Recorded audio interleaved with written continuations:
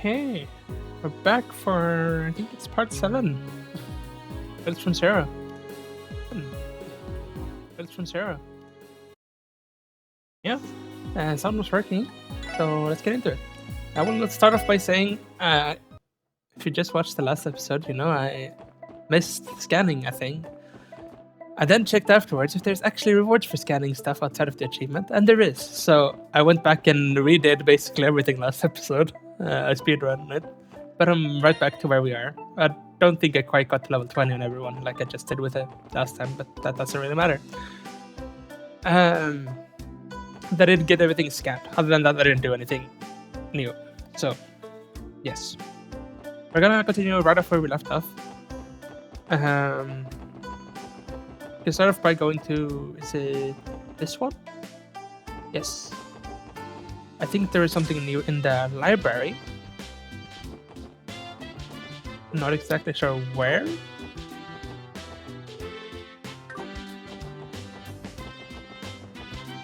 Like here? Did it say? I'm gonna change the world. No, I think we read that one.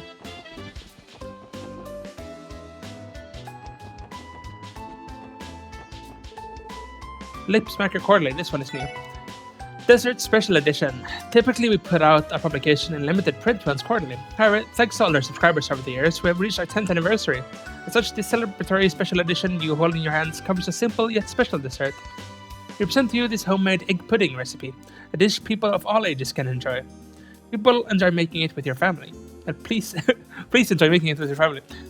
The recipe follows on the next page. Recipe: mix granulated sugar with a little less than 2 cups of water, boiled to make caramel. Add vanilla beans to milk and heat to boil.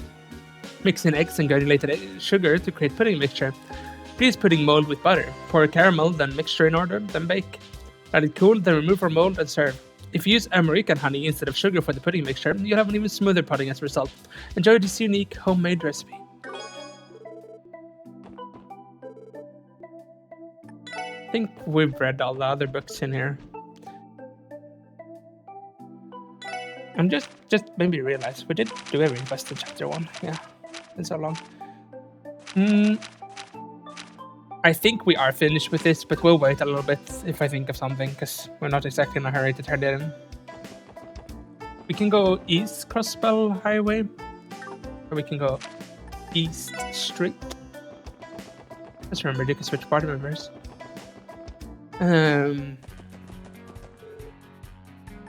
If we go to bus stop 4, because we've never gone to that gate, which is where we have a quest.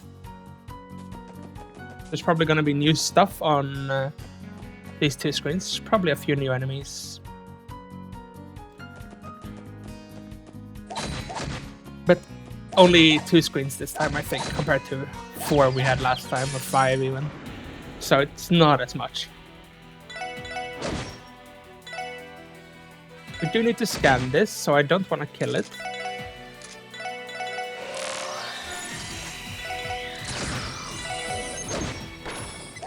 There we go. 1 scan down. Also, this time there's no wanted monster, so I can't mess up the scanning.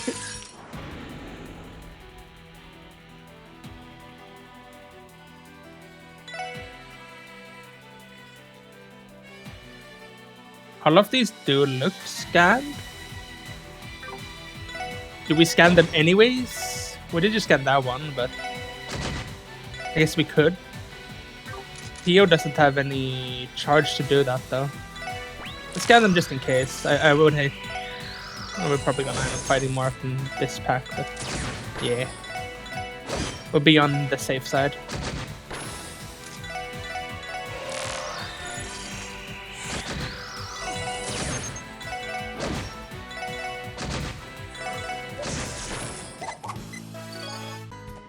Apparently there is one rare I see on my list here that can spawn from the frog, when fighting the frog though. So we might have to search for more frogs if we don't get it by the time we've finished the road.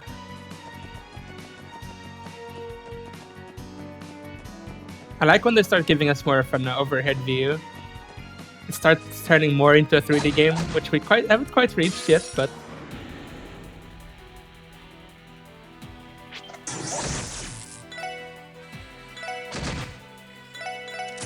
Maybe we fought this in a previous area because they all look to be scanned.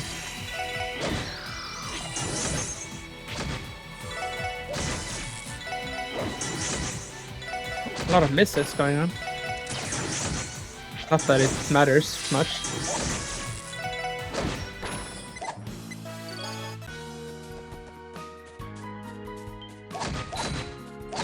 They're also running, which means we've actually overleveled them now.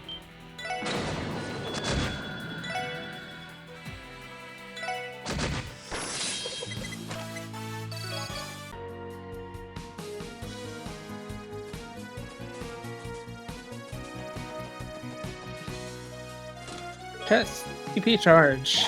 Oh. Sorry, no returns, no exchanges or chest credit.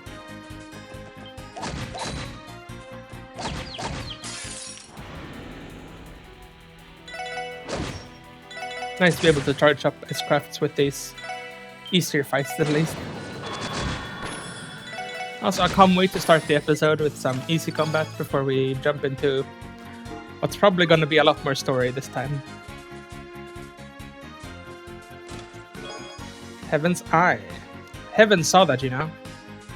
I would assume so, given that it's an Heaven's Eye.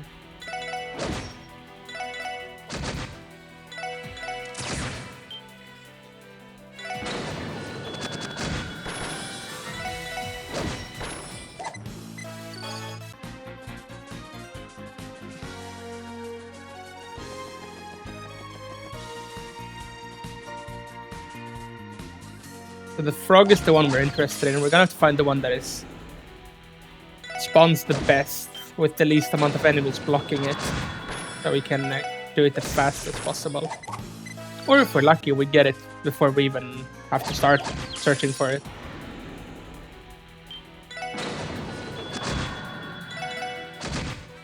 I prefer searching for the POMs, since we can check on the map then. Wait a second, you're not Adel? Where am I? I was gonna say that it's nicer with the POMs because you can see it on the minimap with you have that quartz thing which you do. That they're spawn. With the rare enemies you don't. Also, this reference is the protagonist is called Adel. Adel.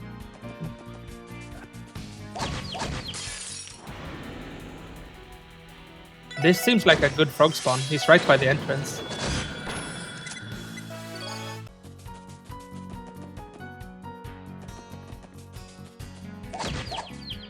Can give him a few turns. I should check so this is the right frog though. Yes, it is. Okay. We can use this one a bit then so we don't have to think about it.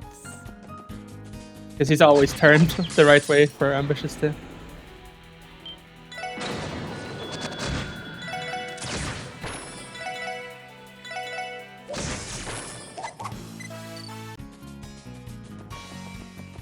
Helps me catch up with that XP that I lost too.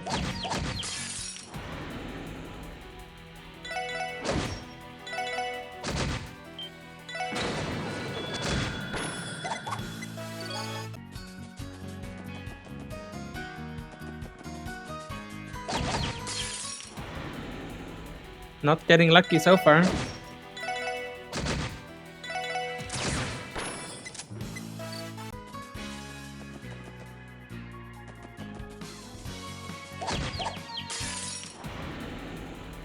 Is it one of these?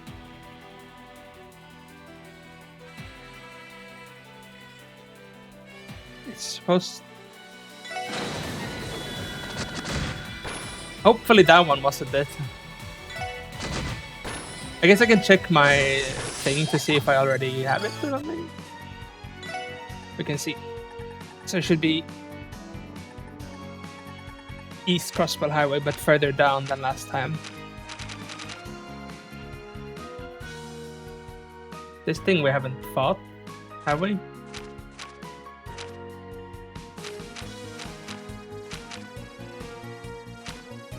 Don't know when that is. Hopefully nothing I've missed. We have the Horned Frog Purple Chariot. And then there is a thing on F which we don't have, so no, we've not fought it. It's not even partial, so...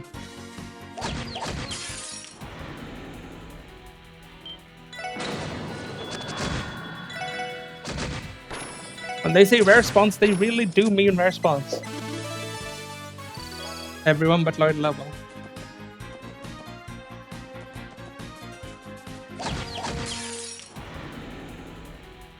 It's not one of these.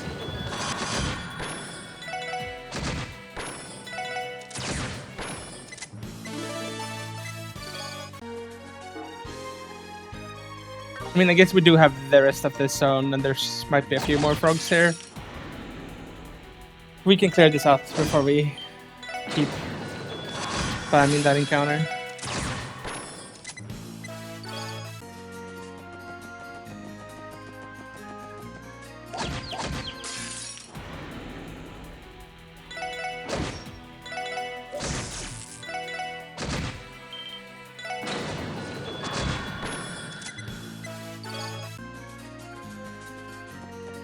Here's another frog. Not now either.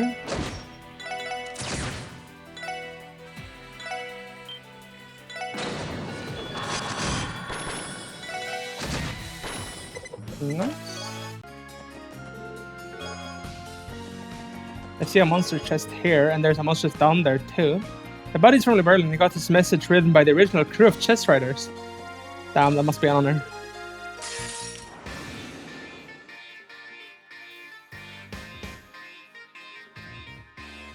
This doesn't look like there's any unique thing here, so we can probably just win.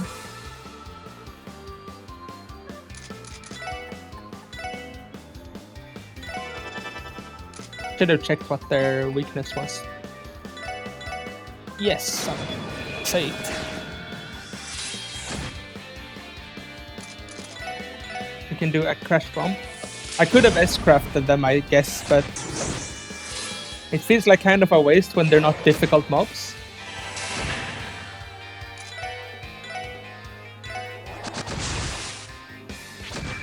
Maybe it's worth it for the time save though. Let's check what they're weak against. It's fire, isn't it?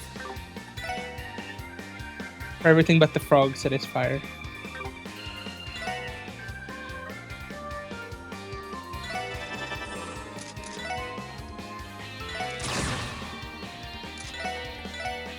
I think this is good for damage still. Such a wide AoE.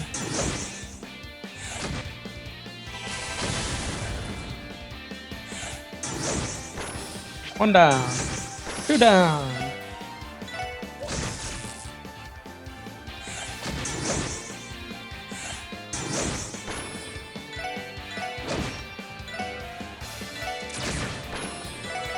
And these two can't even attack. There we go. Range. Yeah, well, my cousin's Erebonian. He didn't even get a chest message. Damn. Spoiling all the players that there won't be chest messages in the Erebonian games. Also, now I just spoiled that there will be Erebonian games, because you could never see that coming in a long series this long. That would be the region they never touched, you know?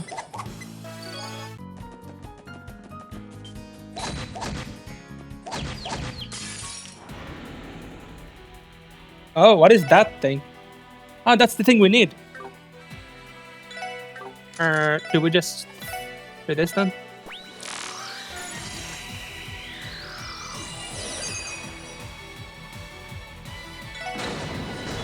Boom!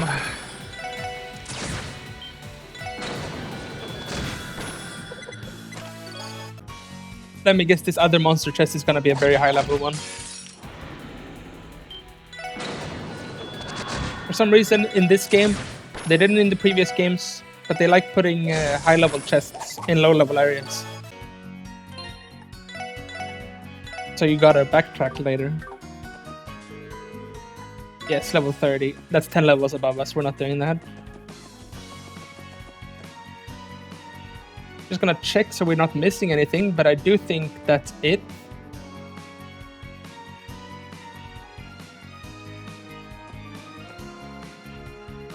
Yeah, if we, now I'm paranoid because we did miss a thing once, but okay, we did get this guy on it. Good.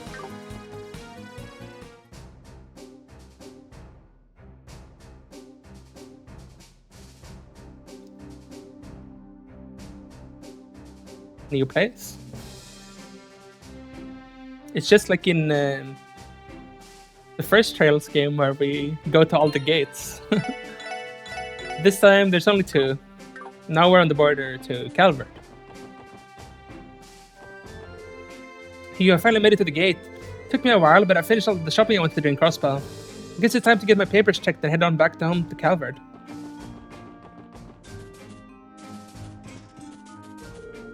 Beyond this gate is Calverdian territory. Do you have some business here? Recently, a delivery truck got into a serious accident not long after passing through Tangram Gate.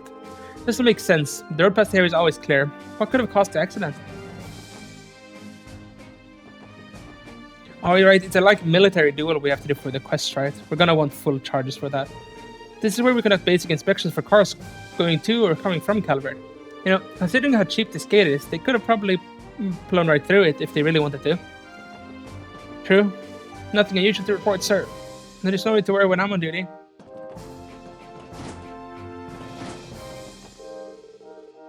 So good, too delicious. Our mess hall's food is definitely scrumptious, I'll give it that. But I think Long Lao Tavern and Inn over in the city would give it a real run for its money. My plan is to wind down today and head back home on the bus tomorrow. Will you give us a recipe? Perhaps? This fine establishment has everything a traveler needs if there's a hold up getting into Crossbell for whatever reason. Before looking for something to eat too? The other day, these people calling themselves a member of a fisherman's guild came and handed me a recipe for a fish hot pot. A stroke of serendipity in my book. Fish is pretty nutritious and I bet the guardsmen would love to get a taste of it.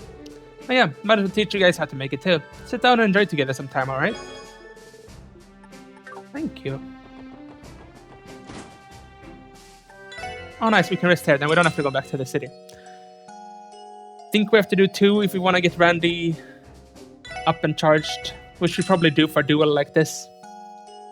It's classic Trails having these army duels that we can win for extra racer points. I guess it's called detective points now.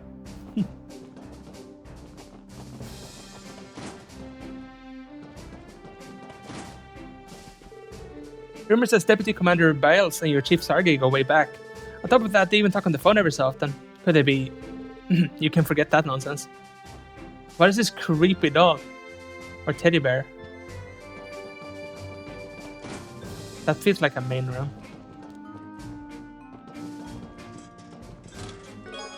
Soldier suit. How did Claire Seeker decide her eldest daughter's name? She wanted to raise a girl who could take no else. Good one. Okay, Soldier suit. This is very good. We want it on Randy or... Do lose some slight speed. We could put this... No, it's not worth. And that's not worth. This might be worth, but it does lose movement. Do this, I think. And this is good.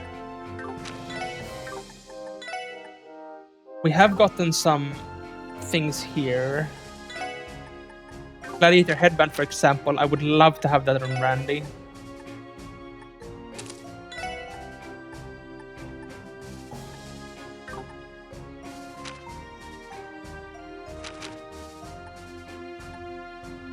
I mean, hopefully the army people don't poison me. We can make a save just in case we need to change anything, but because this might not be the easiest thing we've done. Hopefully it's not the hardest either. Look, first view into Calvert. Oh, the special sports section, right? Good work solving those monster attacks last month. Couldn't have been easy. Yeah, we barely scraped by. If Said had not come to our rescue, I definitely would be standing here right now. Hey, don't be so hard on yourselves. Pretty sure Deputy Commander Biles is expecting great things from you, so try not to let her down. That massive port city you can see on the other side of the river is Altair. Up until signing of the Non-Aggression Pact, Calvert was frequently conducting drills around Tangram Hill all the time. It honestly felt like we were living our lives at gunpoint. Mm.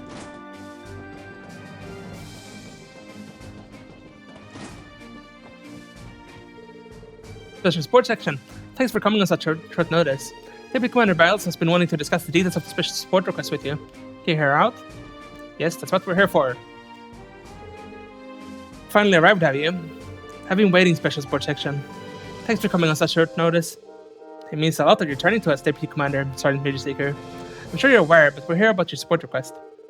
Can't really say I was too hot about the idea myself. Oh, but you still came nonetheless. That's surprisingly commendable of you, Orlando. There's no need to be embarrassed about seeing me after such a praiseworthy feat. You heard that. Heard you? There's no need. Your face told me all I needed to know. Now I'd like to go ahead and explain the details of the support request. Please, by all means. Very well then. If you do the honor, Seeker. Yes, ma'am. What we want from you for is pretty straightforward, really. You see, we're conducting a combat training session for new recruits today, and would like for the SS to service their opponents. You want us to fight CGF members. They may be recruits, but we would be foolish to underestimate them. The Guardian Force is renowned for their combat prowess, after all. You're well informed, Miss McDowell. Besides, training with them will only improve your own ability in the long run, right? I think it's quite the deal, don't you? Excuse me, but why exactly did you choose the SSS in particular for this request? I do not mean to downplay our skills when I say this, but I believe there are other more qualified choices for prowess in combat. For example, the Bracer Guild. Wait a second. I was actually wondering the same thing. Everyone knows that practicing against stronger guys gives you better results. Why didn't you ask the Bracers? Hell, you still could if you wanted. Surely you aren't just grasping at any chance to slip away from me, Orlando. Because that's how I see it. To answer your question, of course, given that the SS has only been operating for 2 months, veteran Bracers would be better in terms of raw power. However, you four were able to solve the monster attack case when the Guardian Force couldn't. That, in and of itself, is quite special. To be more specific, you all operate under unique circumstances that, in turn, allow you to shift your focus away from just pure strength. Unique circumstances. Take Randy, for example. Everyone at the Belgard Gate goes on and on about how he's exceptional at combat. I would think even Bracer Guild would find him to be a very valuable asset. Seriously, our Randy? That's the first I've heard of this. I wasn't expecting to hear something like that when I woke up this morning. We're Team Randy. Don't you think you should have told us something that big? It's old news. Besides, it's not really the kind of thing that you just bring up over breakfast. My lovely self aside, I gotta be honest, I'm really not too pumped about this. If you truly wish to sit on the sidelines, you have my permission. I just thought you would have had more gratitude for the one who recommended you to the SS in the first place. You just had to pull that card. I get it, okay? My decision. Something tells me that the Deputy Commander is going to milk that for as long as he can. Back to the topic at hand, I think we understand what you want from us. When exactly does this training session start? I can mobilize the guardsmen immediately. Are you ready to begin as well? I hope you came well prepared. I mean, part of me wants to say within a few minutes just save so we don't have to do the dialogue again, but we'll just do it. We're not being cowardly here, we're going right in. Seeker, if you would show them to the parking lot, the training session will be held there. Yes, ma'am. Everyone follow me.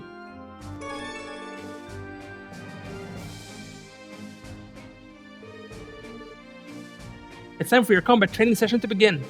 This will be a 4-on-4 fight. You'll have to use each of your strengths strategically if you want to come out on top. We're up against special support section. I've heard in those slouches. Look, isn't that Randy Orlando? Oh crap, are we going to be okay? Didn't the rumors say you tried to get with one too many girls and got fired? So it's just some playboy then. If that's true, then how strong can the guy really be? How about we show him what we're made of? That'll bring him down a peg or two. They certainly seem to have some opinions about you, Randy. For newbies, they got some spunk. You want to show me what you're made of? Come on then, I'll give you a free lesson. Orlando, keep your comments to yourself. Why just me? Everyone, advance! These guys are no joke. You clearly have them trained well. They may be new recruits, but we shouldn't underestimate them. Now, commence the operation. They start off. That's cheating. Nice miss. Of course, they would have missed twice in a row, though that would have been something. Ooh, that's quite a big hit. Okay, we're alive though. We're gonna need to get scans out on them, which kind of sucks, honestly. You know, we have to do that. So there's Halberd and there's the guy with the gun. So I'm guessing the Halberds all share scan progress.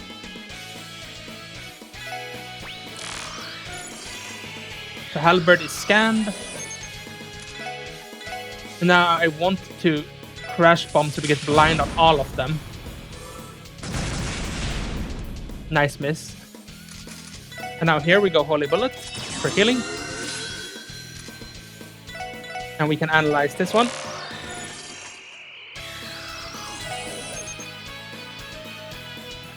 Yeah, they should all count as scan now, I think. I think we encourage, and then we ran the halberd people. That's some good damage.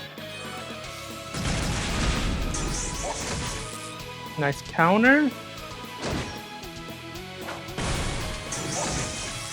Nice. We can get a Saith out. Which also gave us the next turn. That's really good. I want a Holy Bullet again. Then I guess we can finish this one off. We don't really need to spend more. There's probably gonna be a wave 2 to this. This is too easy for just one wave.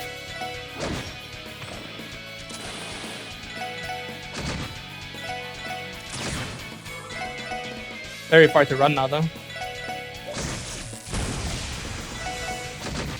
That blind from Randy carrying this entire thing. There we go.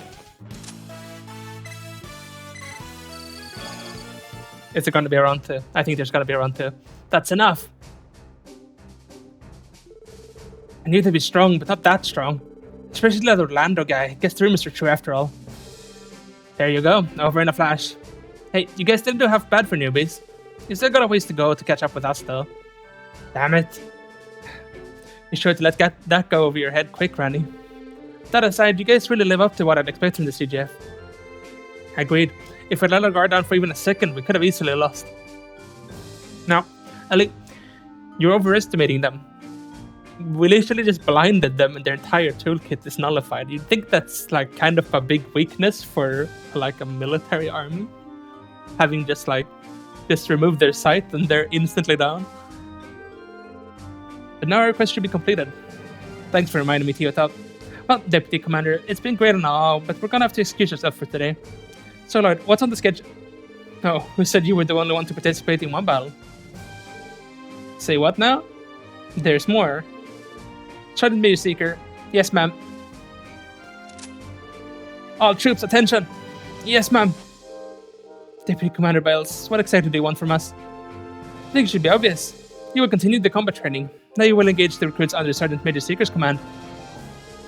The hell? Why didn't you mention that we've been fighting 2 consecutive battles? Now that no else with them, we're outnumbered. How's that for fair? Wasn't the support section called Guardian Force Drill?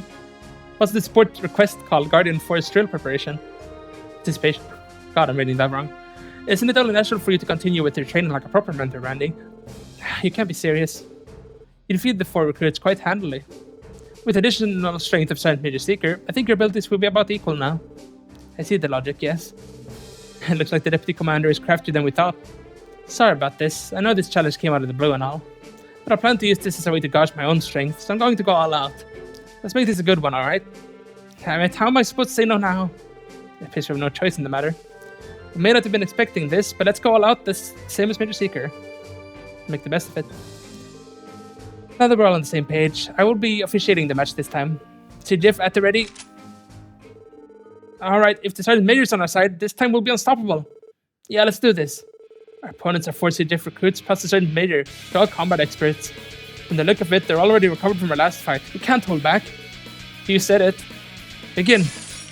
Okay, this is gonna be rougher because we don't have Randy now to do his big blast on them. Okay. That's fine. We're gonna need to scan Noel, but we don't need to do that immediately. Oh, I don't have range to interrupt that. Maybe we should scan immediately then. Or we encourage. That's pretty good, honestly. What I want to do is crash bomb. We gotta get that bind. We can't blind Noel though. Would have been too easy, wouldn't it? Oh, Noel got sleep. Okay, we're doing this. Okay, that's good.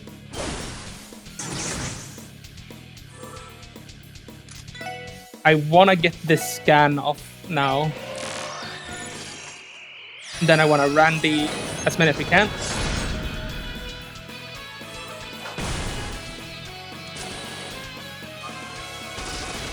How much damage does that do? It looked kind of scary. Oops. Can we get a... It's pretty slow.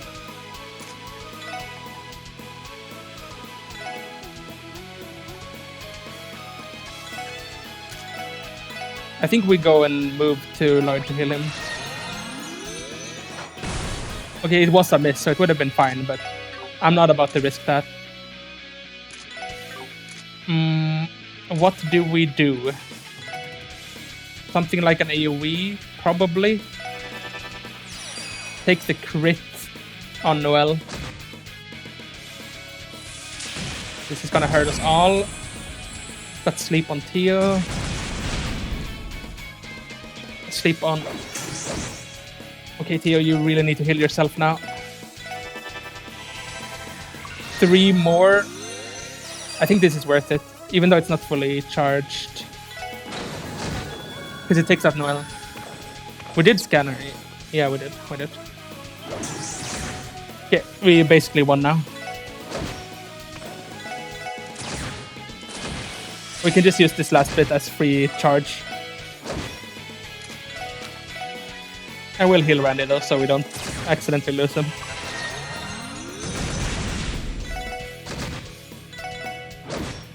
There we go.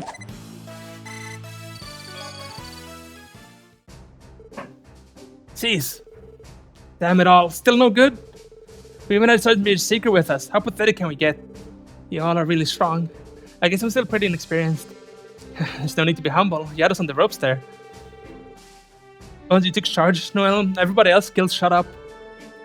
Guess that's why you call you the hope of CGF, or whatever it is. I'll take that as a compliment. Troops, listen and listen carefully. This is the strength of people who have fought the Mafia and monsters in live combat. It's clear that your experience is nowhere near sufficient as things stand. And to make matters worse, the Crossbow Guardian Force isn't allowed to conduct any large-scale training operations. But despite all that, there are still many ways to acquire the experience you need. Now that you're in the CGF, continue to apply yourselves daily in order to protect the citizenry and Crossbow as a whole. Yes, ma'am. I like your enthusiasm. As a reward, I'll make special, independent training regiments for each and every one of you after you return to your posts. Until your official assignments have been decided, just stick to them daily. Are there any questions? She really is as good as they come, isn't she? I would expect no less from the most capable woman in the CGF. Good work, you four. Thanks to your efforts, I think this ended up being quite a worthwhile training session. I'm glad you think so. Honestly, I'm a bit worn out now. Then let's not stand and talk. Would you mind coming with me to the Commander's office? Not at all. Thank you once again, everyone. Your participation in today's training session will no doubt prove to be an invaluable experience for our guards. No need to thanks, ma'am. This has been a great experience for us too. It's not every day that we get to fight against trained professionals like the Guardian Force. I agree. It certainly gave us a great deal of food for thought on how to improve ourselves too. Plus, it felt good to lay the smackdown on some at CGF. No offense. We would have set a bad example if we lost after all your colorful boasting of beforehand. It must be relieved you were able to walk the talk, Randy. Man, Theo thought, you ever think about pulling your punches once in a while? She got you there, Randy. Well, regardless of the result, I'd recommend that you all stay on guard from here on out. And make sure to contact the SSS if ever require your assistance again. Though we can't publicly support your endeavors, know that we're rooting for you. Thank you, ma'am. We'll do the same. After experiencing only for fighting styles firsthand, I know I have a long way to go. If I don't buckle down on my training regimen, how else will I be able to protect Crossbow? I guess they don't have much of a dialogue. I do want to just quickly check so we got those things. I guess they count as Engram Gate. Yes, nice. Those are scanned. Good. Great. Was this the way down? Here. I think we're done here now. Are we gonna go do the main quest then, I guess?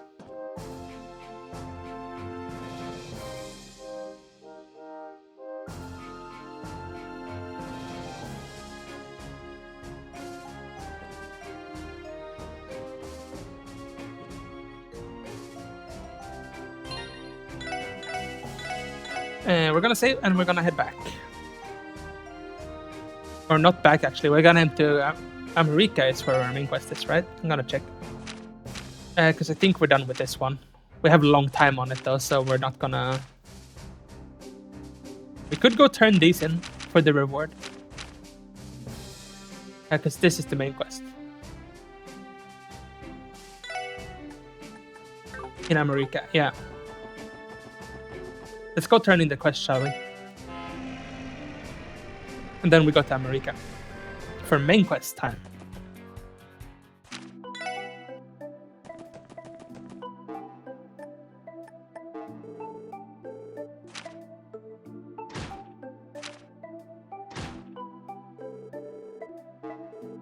Oopsie daisy.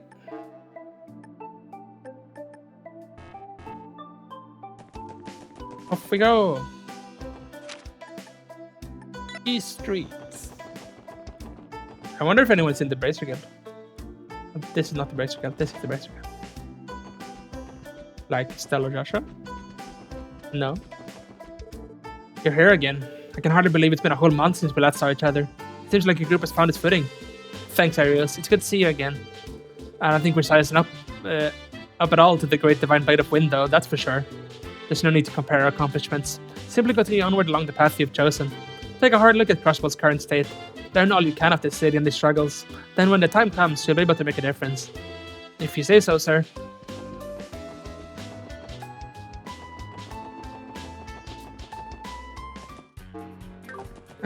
This America Village.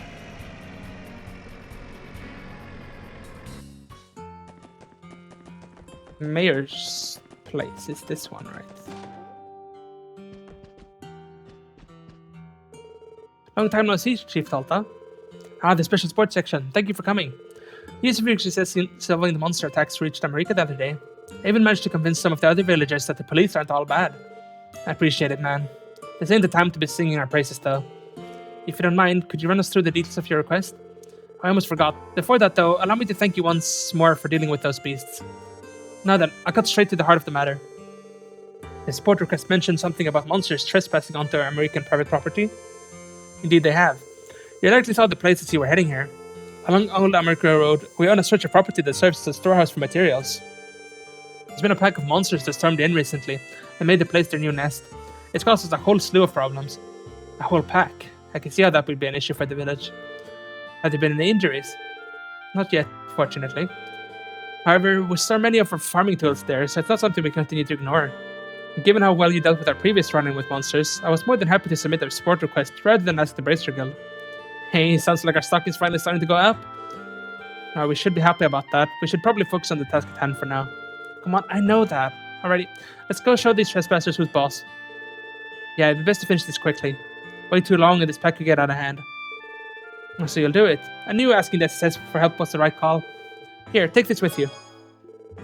That's the key to unlocking the property's gate. Head southeast on the old road and you'll find the place. Heck, riding the bus halfway down the path would save you some time. Feel free to use whatever you find in there, if it helps you resolve this matter. Understood. Leave it to us, Chief Talta. You just gave me permission to loot your chests. Are you aware of that? I'm not sure that's a good idea. Is it actually faster to take the thing down? It's over there, right? Or maybe no. Maybe it's not. Let's take it down. Let's listen to the mayor.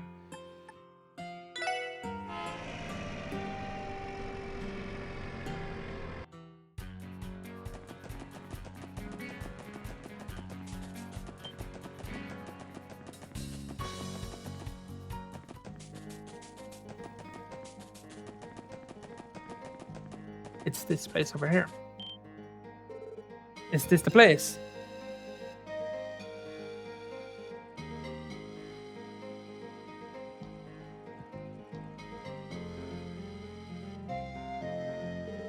Indeed, this is the private property of America Village. How in the world did a place like this end up infested with so many monsters? No idea. Not to mention these buggers look like they're going to be a bit more of a hassle to deal with than those roaming around the highway. Could be they're here as a result of everything that went down the other month. Probably came here to look for new feeding grounds. So this is a result from Ravage letting their warhounds loose then. Well, regardless, talking this over won't fix it any faster. I'm going to unlock the door.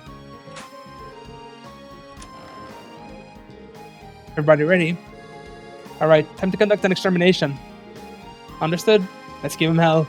You can count on me.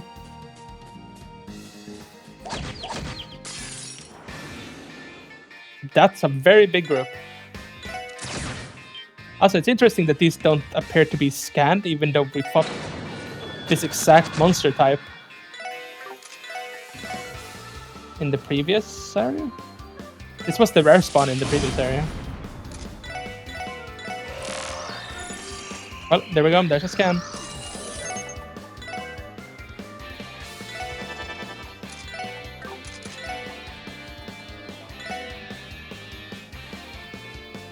They're weak to fire, which I don't really have.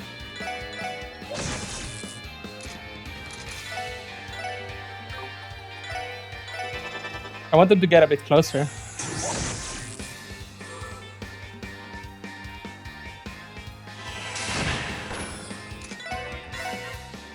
Now we can blind the rest of them. And now it's pretty much just attack until they die. It's a lot of them though.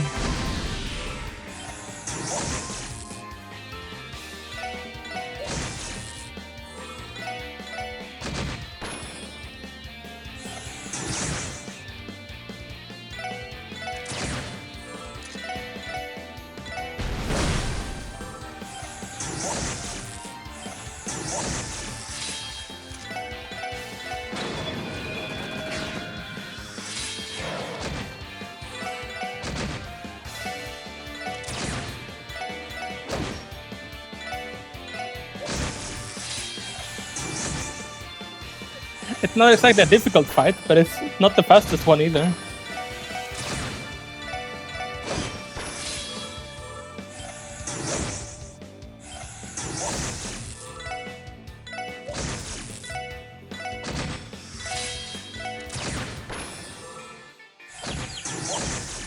Oh, they stunned running.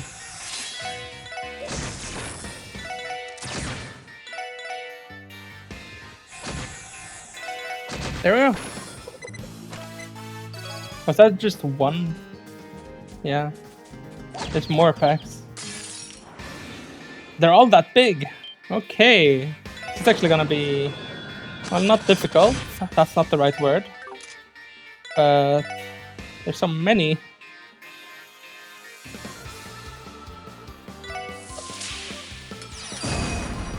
I think using S-Craft is gonna speed it up a lot though.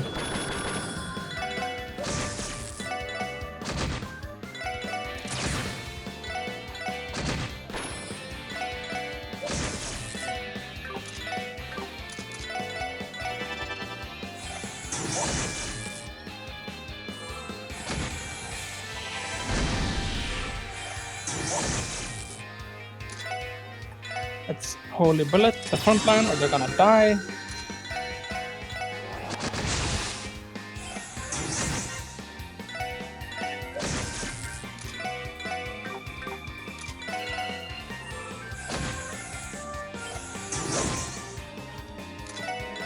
Get another Holy Bullet there.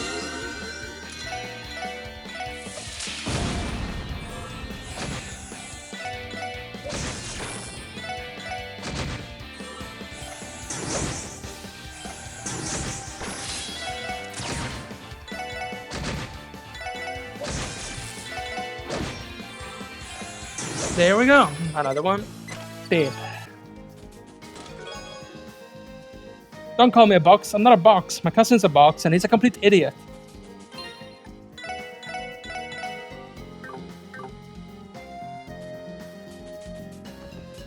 Should maybe use a heal to unload.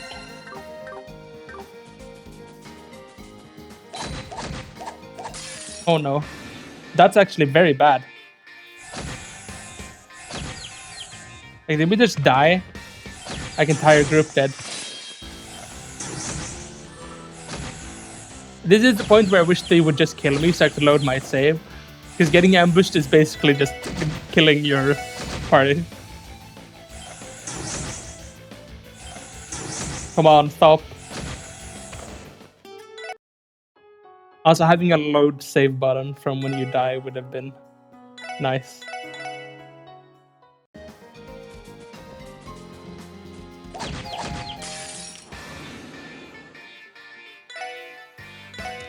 Alright, this heal I did wasn't done yet.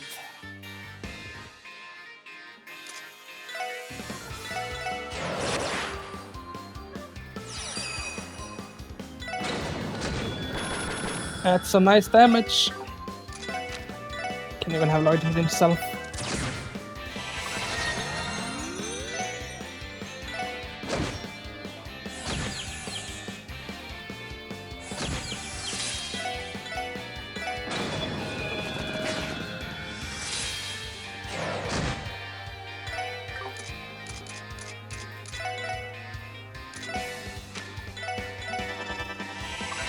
Not much to say during this. It's just a lot of enemies. Not very difficult enemies, but...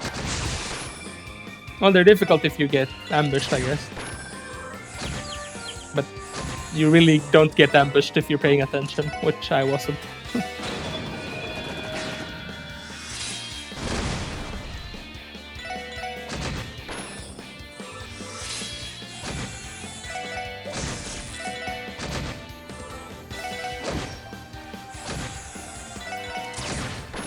There we go.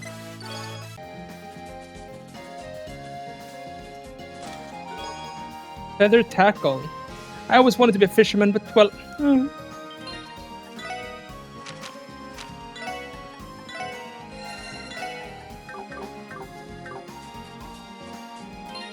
Please don't ambush me. We need to get the ambush on you. There we go. They really are all just copy-pasted packs, aren't they? There's no difference.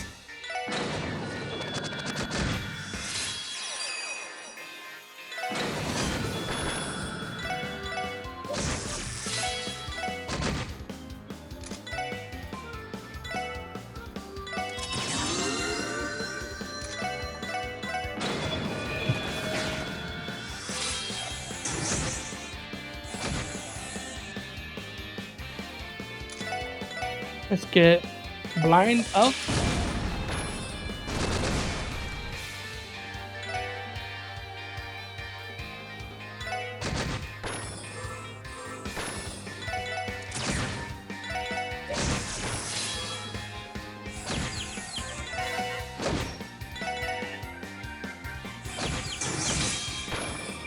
No, they killed her! What? This is what I mean. I just lose focus during this, and now I die because I'm not paying attention anymore.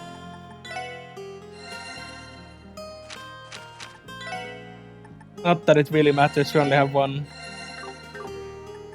pack of enemies left.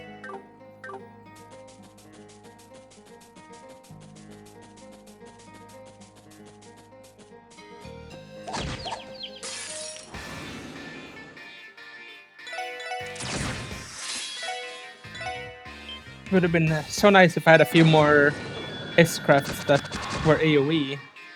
Like imagine a Joshua Phantom Raid on the entire party, entire enemies party now. Would have been chef's kiss. But this is... we only have one really good one, which is...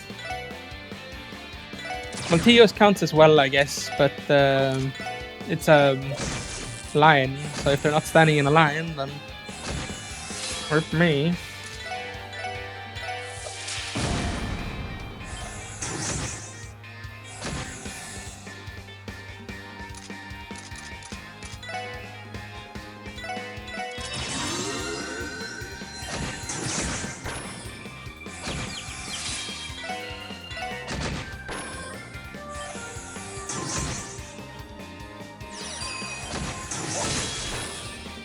Let's try to do this, speed it up a bit. There you go. All done. Okay, looks like that was the last one. Extermination complete. I no longer detect the presence of any monsters within the perimeter. Damn, they were as much a pain to deal with as I thought they'd be. Well, at least we got that job done in the end. That's what matters, right? Alright then, let's go give a report to Chief Delta. Yeah, hopefully you'll have a bit more peace of mind now. Oh, thank you, game. That's so kind of you, actually. Giving me that option. I see. I'm glad to hear we won't have to worry about them anymore. Now, we can finally get back to tending our fields in peace. Seems I owe you my thanks once again, Special Support Section. It was no biggie. Stuff like that is nothing for us. Honestly, Randy, you're all talk. Still, seeing as this property is right on the highway, you may want to take some precautions to make sure this doesn't happen again, Chief Talta. Yes, I agree. We Americans will need to work out some way to deal with this problem ourselves. However, I can't help but notice that all this started after the wolf attacks. It's almost been a month since that was resolved, and yet this still happened. We have yet to confirm any sort of correlation between the two events, but that is quite probable.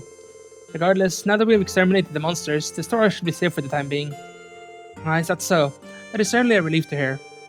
Thank you for all your help. As always, I'll make sure to call you if something else pops up. You can count on us, sir. Call us and we'll come running. Well, if you'll excuse us. I guess we just return back then.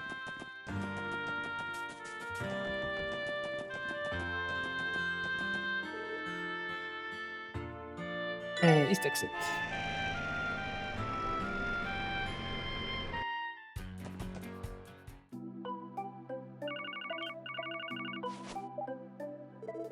This is Lloyd Bannings of the SS speaking.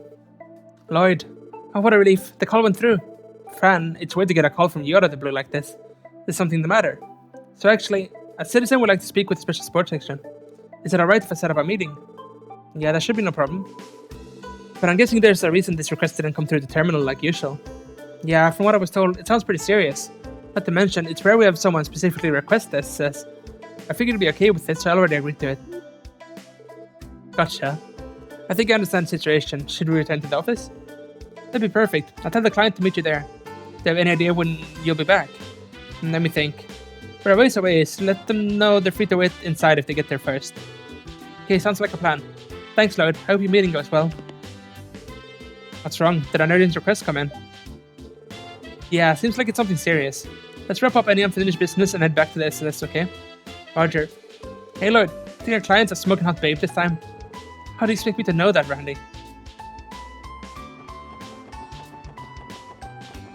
We're pretty damn hurt, so I wish we could have rested.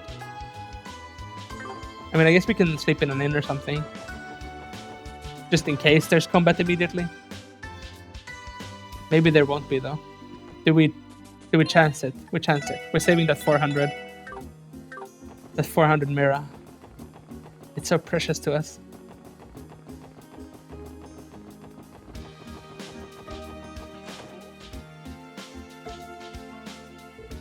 Oh, it seems she's already here. Oh! I'm sorry. The front door was unlocked, so I let myself in. I hope that was okay.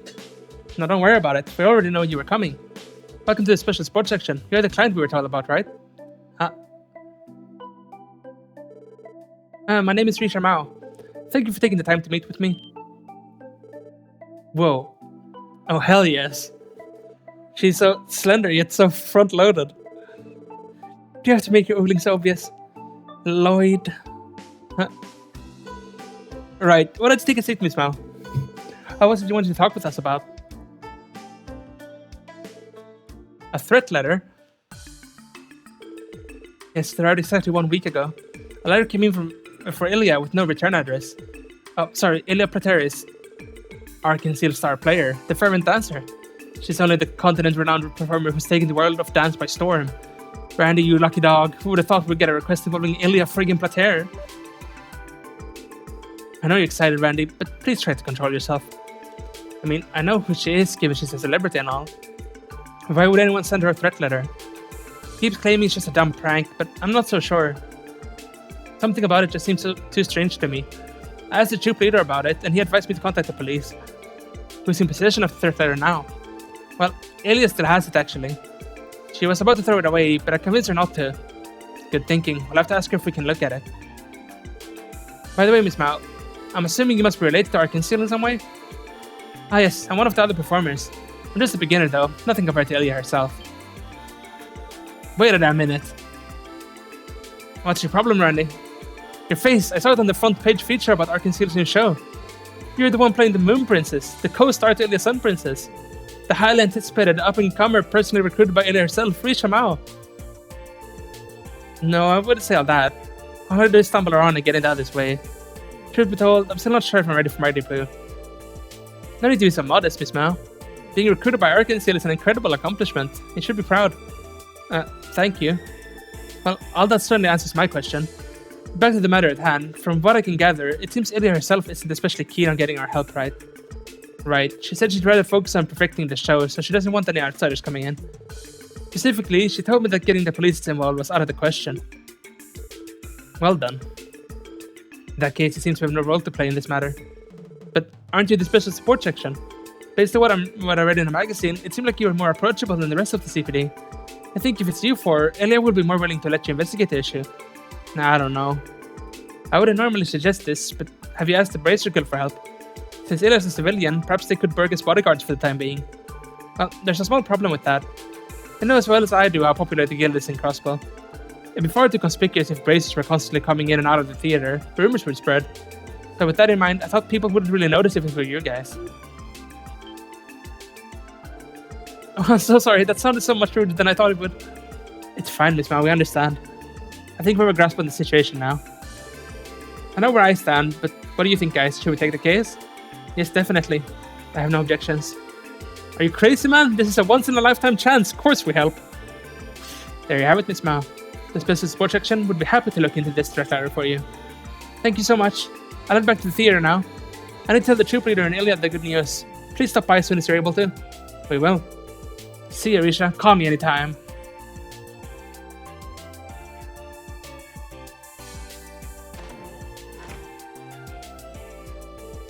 Well, we should probably jump on this soon and head over to the theater. After all, we can't exactly conduct our investigation without seeing the letter for ourselves, can we? Indeed. We cannot ignore Ilya's theory that it's simply a prank either. Man, this is one hell of a job perk. Hanging out with Arkansas right before the debut of the new show. Score! And we got to see Ilya Prater up close and personal, baby. Honestly, Randy, though I can't deny I'm excited to meet Ilya Prater myself. Does my hair look okay? You two are really worked up about this. Well, based on what I've seen in magazines, she's definitely beautiful, no doubt about that. I'm also looking forward to it. No new requests, I guess? No. Just a combat test from before. But we can sleep before we go over there. Get all our resources back. And go to the entertainment district.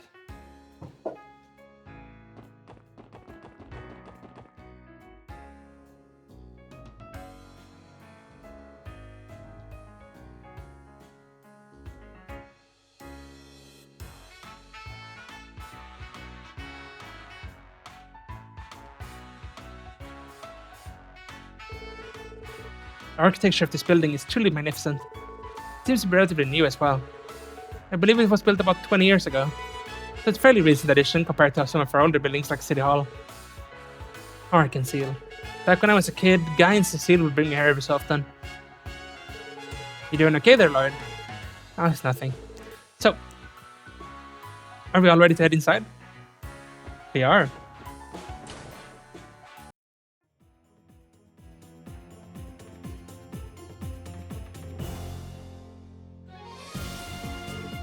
Wow. The lobby certainly is grand. I hear music playing. Do you think they're in the middle of practice? Ooh, that's gotta be it. Hello there. I'm terribly sorry, but only authorized personnel may enter the theater at this time. Oh, actually, we're with the CPD. I believe we received a request for your consultation. Ah, so you're the Special Sports Section. Welcome to Arkansas. Risha told me you would be coming. I believe you're here to speak with the troop leader and Ilya, correct? Yeah, are they available right now? I believe so. Please go straight ahead through the main doors. Avon and Risha are likely watching Ilya practice right about now. Oh? I'm sure it's okay. We don't want to get in the way while she's practicing. Oh no, I assure you, she isn't the type to be bothered by any minor interruptions. On the contrary, with the show almost upon us, she'd be quite happy to have visitors. Alright then. You heard him. What are we waiting for? To the auditorium.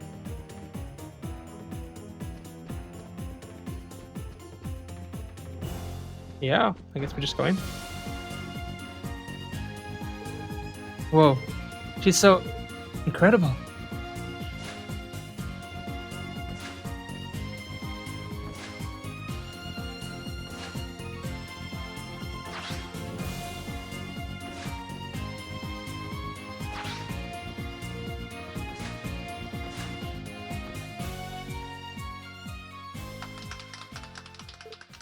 Oh?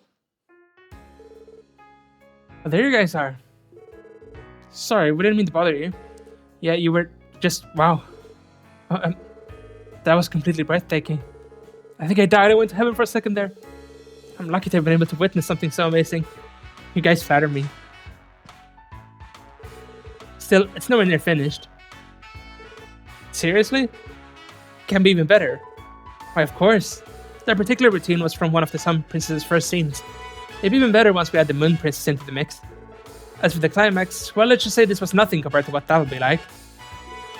Holy crap. I can't even imagine. Look forward to it. So, Risha, are these the people you were telling me about? Yes, that's right. This is the special support section. Really? You don't give any cop vibes, though. Anyway, are you sure you want to investigate this letter business?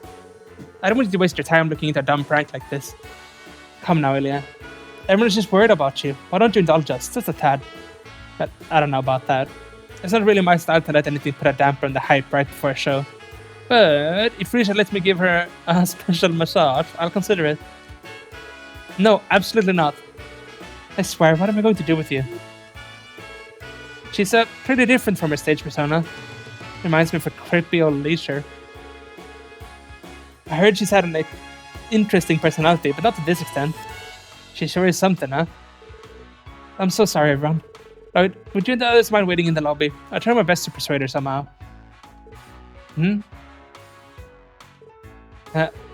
Elia, what are... You said Lloyd, right? Are you Lloyd?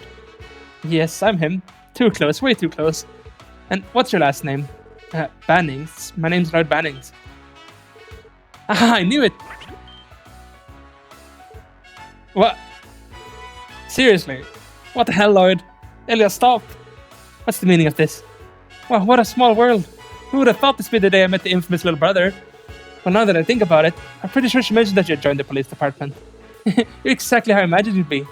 Wait a second, does that mean... Are you one of Cecile's friends? Yep, Cecile's my best friend. I've known her for over 10 years now. I met in Sunday school. I had no idea. Allow me to properly introduce myself then. I'm Ilya Plater, the star of Arkansas, so to speak. Pleasure to meet you. Ilya, what are we going to do with you? You can't just smother someone like that. It's a little rude, would you say? Oh, don't be such a prude. Admit it, Lloyd, you enjoyed that hug, didn't you? I could tell. Well... First Cecile, now her. So that's how it is. When everything's said and done, the rest of us are nothing compared to the little brother type. Damn you little brother 1%ers, all smug atop your golden thrones, surrounded by babes. Anyway, about that thread letter. Oh yeah, I nearly forgot about that thing. Can't say no to such an adorable little face, now can I? If you insist, I got the letter right here with me. Here you go. Thanks, Ilya. Why aren't you the ones who asked us for help? Let's give it a read. Cancel our performances of your upcoming show, or the beloved fervent dancer will have a tragic accident. Yin. What the? Cancel our performances of your upcoming show, or the beloved fervent dancer will have a tragic accident. Signed by Yin. That's a threat letter if I've ever seen one. You sure about that? It sounds more like a lame prank to me. I'm going to be honest with you guys. It's unfortunate, but we get stuff like this all the time. Really. It's true. We do get a decent amount of letters like this. Most of them are written out of jealousy or in jest, though. In this particular case, however, there is something that bothers me. And that would be... It's the signature in it. Precisely. Essentially, all of the letters we've sent up till now have been anonymous. There's something suspicious about that name, Yin. I just can't shake the feeling that this isn't a simple prank. And I just keep telling you it's nothing to worry about. Do you have any idea who this Yin person is? Not in the slightest. Like, is that even a person's name? It almost sounds like it's some sort of code name. I suppose it could be related to her new show's title. Yin means silver, after all. But that's as far as I can guess. An interesting coincidence, indeed. Is there anything else you can think of that might be relevant? For example, have you done anything recently that someone might hold a grudge over? About that. Wait, you don't mean... What is it, Risha? Does someone have it out for you guys? Ilya dear, it's not about us, it's about you, Ilya. Remember the other day with the president of that company? With that old baldy. To be perfectly honest, that whole thing was so trivial I'd completely forgotten about it. Who exactly is this baldy? Just some greasy old loser named Marconi. Apparently he's the big boss of that business, Ravish & Co. What? Ravish? Oh man, that name yet again. What's with all the freaking out? It's just, we've been hearing that name pretty often. Do you mind filling us in on what happened with Ravish as president? Sure thing. He likes to bring his business associates to Arkansas for entertainment. He'll plant his ass in one of our exclusive seats so everyone knows he's a big shot. Thing is, he doesn't care about the actual show at all. Like, he doesn't even appreciate my dancing. All he does is ogle me with those speedy little eyes of his. Are you able to pick up on that, Ilya? This theater is my domain, and I know everything that happens here. So anyway, that old coot had the gall to approach and patronize me. He kept babbling on and on about how he would support my career and have me debut at the Heimdall Opera House. Oh, don't get much more fancy than that. Actually, we receive requests to perform in both the Empire and the Republic. We're often asked to hold a limited run of performances in both countries. Now that I think about it, we even had an offer to perform in the Burles Grand Arena. I didn't realize Arkansas was already internationally famous. Still, why would Marconi approach Ilya about being a patron? He supposedly has powerful connections within Erebonia. But judging by the rumors, they aren't the type of people we want to associate with. From all we've heard, Ravish has deep ties to the Empire. And of course, it's criminal underworld as well. I had no idea. How were you able to resolve the situation with Marconi? I politely refused, of course. And for good measure, I slapped him across that giant face of his and told him to never speak to me again. You did what? You slapped the Mafia Don in the face. Yes, she did. I swear I nearly fainted after she pulled that stunt. I nearly had a heart attack. However, he had the audacity to touch Ilya inappropriately. The recklessness, the rudeness of that man was unbelievable. The nearby staff intervened, so we somehow managed to settle it. So what you're saying is there's a good chance he's still nursing a bruised ego. That's what I expect from a typical mafioso anyway. It does seem like a plausible motive to send a threat letter. Okay, we understand the situation. First off, we'll try to uncover some new leads with the clues we had. Do you mind if we hold on to this letter, Ilya? Be my guest. I see a familiar glint in your eyes now, Lloyd. Come again? It's just how I felt when I stepped onto the stage. Anyway, I'm sure you're able to do a spectacular job. With you on the job, hopefully poor Risha will be able to sleep at night. Thank you, Ilya. We'll happily tackle the case, Miss Mao. We'll do everything we can to live up to your expectations. Thank you very much. I'm sorry that Ilya finally agreed to accept help with this. I knew going to you was the right choice. But don't give us too much credit just yet. From the sound of it, this case isn't going to be an easy one to solve. Yeah, I suppose you're right. By the way, you don't have to keep calling me Miss Mao, just Risha is fine. Oh? Well, I'm still just a novice, and I think I'm actually a little younger than you and Ellie. So it just seems a little strange for you to call me Miss.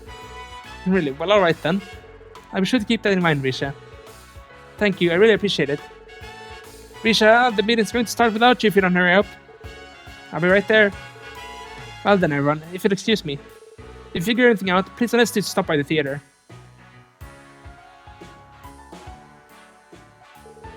Arkansas sure is busy. You're telling me. I bet they practice another 100 times before the actual show. I'm starting to get why they don't want to waste their time with this letter business. Indeed, that does make sense.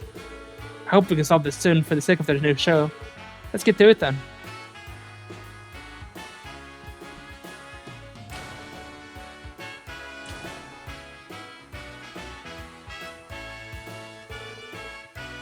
Sounds good. So what's the plan? Ravish is looking like our only potential lead so far.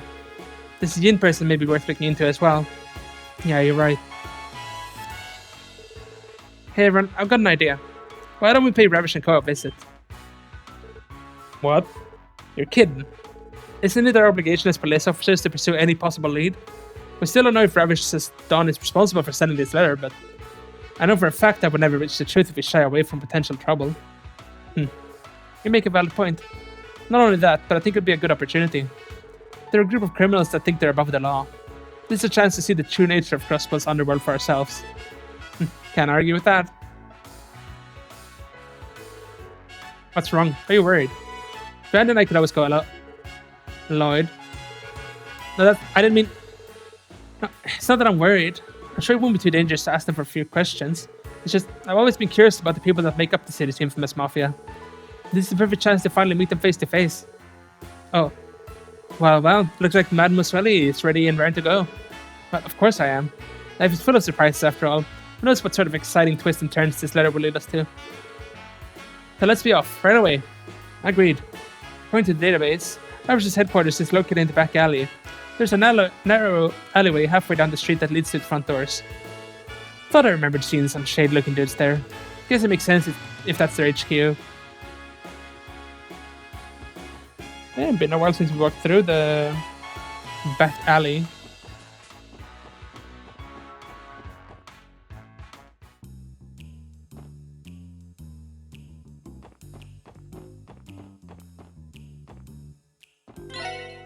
Oops, didn't mean to triple tap or whatever in there. Down we go.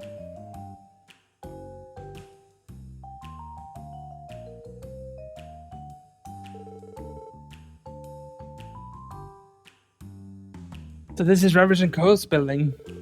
I knew it wasn't in the safest part of the city, but the way it was here was even shadier than expected. Who the hell are you guys? This isn't a place for kids like you to screw around in. Go ahead and piss up. What? Ain't you those kids? Could it be? Who'd have thought we'd be reunited with a dear fellow of ours? What? Who are these kids? They're just damn police brats. They're the ones that spoil their plans in the downtown district. No way. Seems our reputation precedes us. We'll come here today as part of an official investigation. Say what? We'd appreciate it if we could meet with your boss. I'd like to ask him a few questions regarding a certain incident. Are you out of your damn mind? A bunch of dogs like you talking to the Don? Just how cocky can you run get? Not one of our suspects. We just want to ask him some questions. He of course isn't obligated to speak with us, so we won't force the issue. Can you boys at least let your boss know we're here? Appreciate it. Arnold, your screw-up made these little shits way too big for their britches. Hey, what's the plan? These sons of bitches have the wrong idea. Sounds like we should teach them some manners, eh? Sounds good to me. Guess we ain't getting in. Yeah, we'll just have to try again another time. Let him through. Yeah, boss. Sorry, boss, this kid's were... It's fine. He's massive. Wall was fairly large, but it pales in comparison. This guy's a mountain. You're those brats with the police then. I've heard the stories already, but you're younger than I thought you'd be. I'm Lloyd Bannings of the Special Sports Section. And you are? Garcia Rossi. I'm General Manager of Sales at Ravage & Co. I suppose most of the employees stick to boss, though. Damn, I wasn't expecting a big shot like him coming out here to greet us. Yes, I believe he's Marconi's right-hand man. Come inside. I'll hear what you have to say.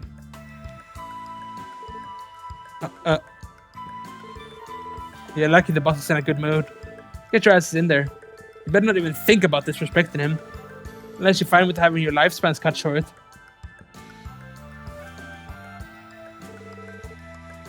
So that's what this is all about.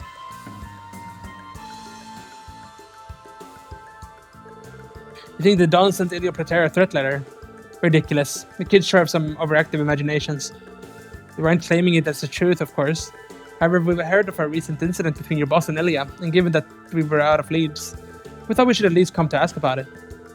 You're talking about the Don getting smacked? That's nothing, just a random little event in his busy life. He had a bit too much to drink at the time and barely remembers it anyway. I doubt he's holding any kind of grudge over it. Is that so? It's just another rumor we heard. But what about the proposal to have Ilya perform at Heimdall Opera House? Yeah, that was brought up. Ravage has got friends in a lot of places. And it was them who actually came to us with the idea. But apparently the main reason was the Don wanted to bring her in as a special guest for... For what? A special guest? Never mind, nothing you need to know about. Anyway, that letter ain't from us. You understand now, kids? Even so, do you mind taking a look at the letter, just in case? Sure, whatever. Hand it over. Lloyd passed the letter to Garcia. The hell is this shit? Whoever this is, his dead self getting in the way of Ilya Prater's performance. What was that? It looked like he noticed something. Gosh, I threw the threat letter back at Lloyd. Just a damn waste of my time. Threat letter? This crap looks nothing more than an overblown prank to me. Hold on a sec. Your reaction gave the impression that you know something. Don't know what you're talking about. Nothing in that letter looked at the least bit familiar to me. All I can tell you is that the Don didn't write it. Oh, and that you guys run a fool's errand. You know that, right? It's clear there's something this guy's not telling us. Whatever it is, he seems unlikely to reveal any further information. I suppose that covers things here then. Is there any way we could hear the story directly from the Dawn? What? Yeah, getting it straight from the source would be best, you know. Or is he not in right now?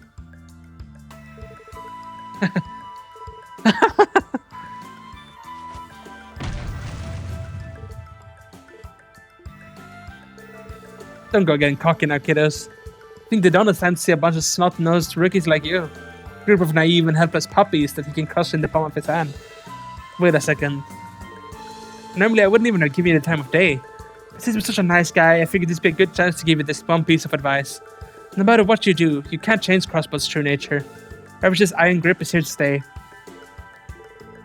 Pretty confident about that, ain't ya? If you understand, then get the hell out of here. I don't have time to sit around having tea parties with a bunch of little shits like you.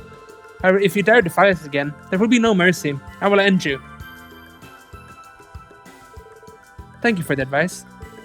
Let's go, everyone. I think we've gotten all we can here. Yes. Roger. Well, this is the worst tea party I've ever been at. Ain't even any tea.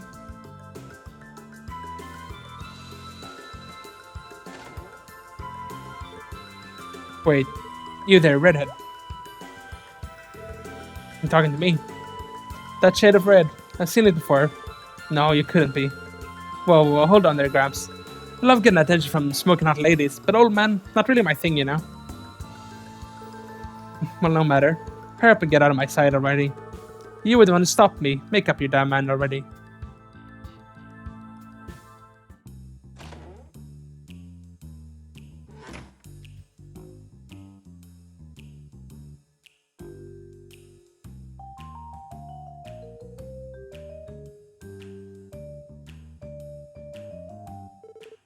That went well. He was treating us like children. Can't stand that bastard. By the way, Randy, why did he stop you as we were leaving? Beats me. Anyway, the big guy ain't bluffing. Where we are now, I doubt we'll be able to put as much as a scratch on him. You think? I sense he considers us far beneath his notice. As if no matter what we did, it would barely register as a thorn in his side. Right, I got that impression too. Even considering his group's connections in the Diet, it didn't seem phased at all. Ellie? What's up? It's nothing. More importantly, how will we proceed? It seemed like Ravish may know more than they're letting on. I mean, regarding the threat letter sent to Ilya. Yeah. And I think we can take everything Garcia told us at face value. That being said, I think the odds that Ravish is connected to this incident are low. Really? But he clearly reacted to the threat letter once he saw it, right? Without a doubt, he definitely noticed something. I'd pull out the threat letter. Perhaps what Garcia reacted to was... It wasn't instantly, which would have been handwriting. Like, first look, you can see that. But it was later when he kept reading. So it's sender's name, because that was at the end of the letter. The name of the sender. That Yin guy. You think there's a chance Yin is involved with Ravish? Yin conspiring with Ravish wouldn't explain Garcia's reaction to the letter. It was almost as if he was sure this had nothing to do with him once he saw it. Don't you think so? Yeah, that's a good way to describe the look on the ugly mug of his. We can deduce that while Yin has no ties to Ravish, it's still a name they are familiar with. Is that an appropriate hypothesis? Yeah, I think it's safe to say. If that's the case, I think we should consult with someone who is more familiar with Ravish. Mr. Grimwood comes to mind. Yeah, that's a great idea. If we're as close to the truth as we think we are, then it might be a good idea to discuss with Grace too. Although, if we give that woman the smallest morsel, and before you know it, she'll be trying to drag the whole damn story out of us. She would inevitably learn of the threat letter, and it would become a colossal ordeal for Arkansas. I was hoping you'd all talk me down from that idea, to be honest. We should try questioning any other people that come to mind as well. If we're lucky, we might even come across some information we weren't expecting. Yes, maybe so. Ellie? Oh, it's nothing. Shall we begin gathering information? We can start whenever you like. At some point, we'll have to visit the law office, though. Alright, let's get going.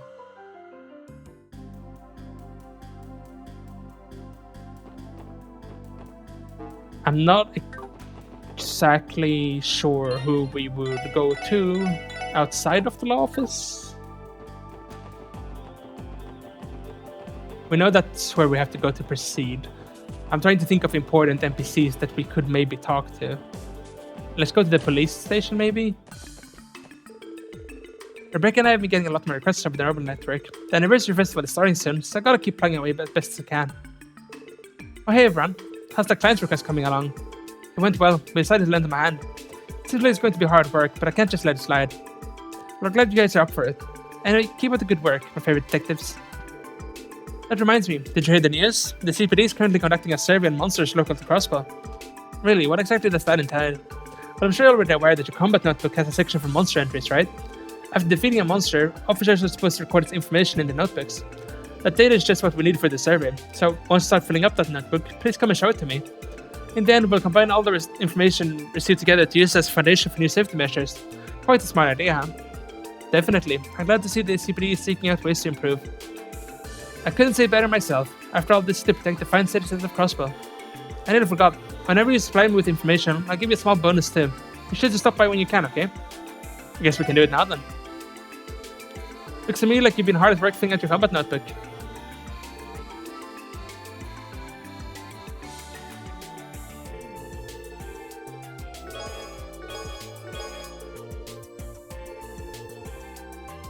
I think Divine Cloth is what you use in the end game, like you did in the first games to get special weapons. I'm surprised to see you here, Chief. No kidding. The Vice Commissioner Jackass dragging for a chat or something.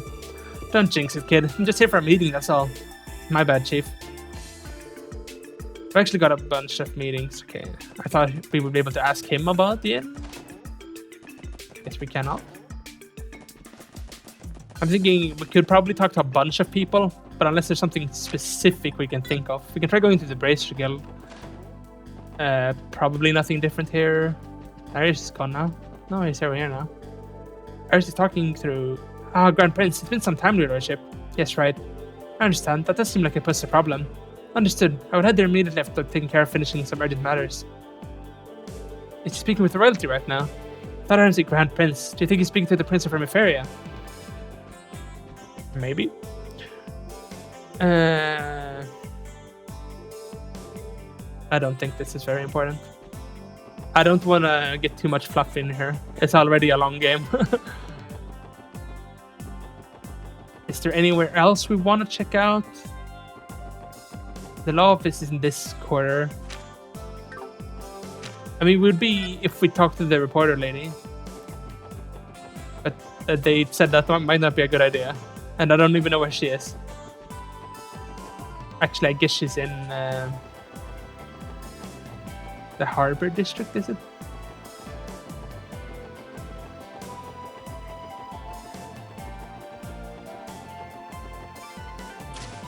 Here? Oh, we can't even go up. Maybe there isn't anyone else we can talk to. Yeah, let's just go to the law office, shall we? Is that what it says in the book too?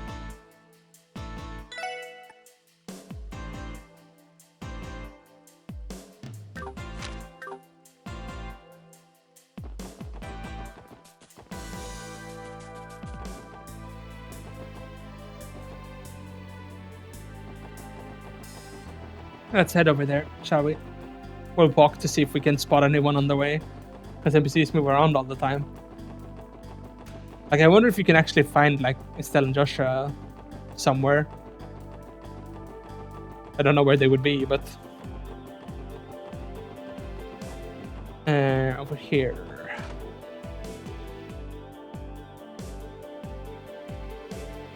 Excuse us, sir.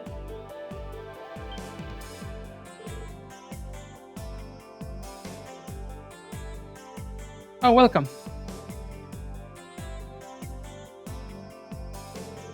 It's been a while, hasn't it? I've been hearing a lot of stories about Special Sports Section. It seems you've all been working hard since we last met. Well, I should be working just as hard as us, Mr. Grimwood, if not more. Right, you look as busy as always, sir. Well, you got used to it in this line of work. That aside, something must have happened, right? Judging by the looks on your faces, you come here to ask for my advice. Impressive. What's it that obvious? Well, I do see a great many clients come through my door every day with that very same look. Lucky for you, I'm taking a break right now, so you can ask me anything.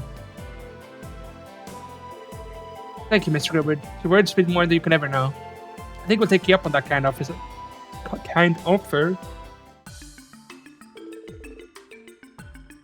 threat letter sent to Arkansas, And if you're curious to whether the sender, Yin, is tied to Ravish.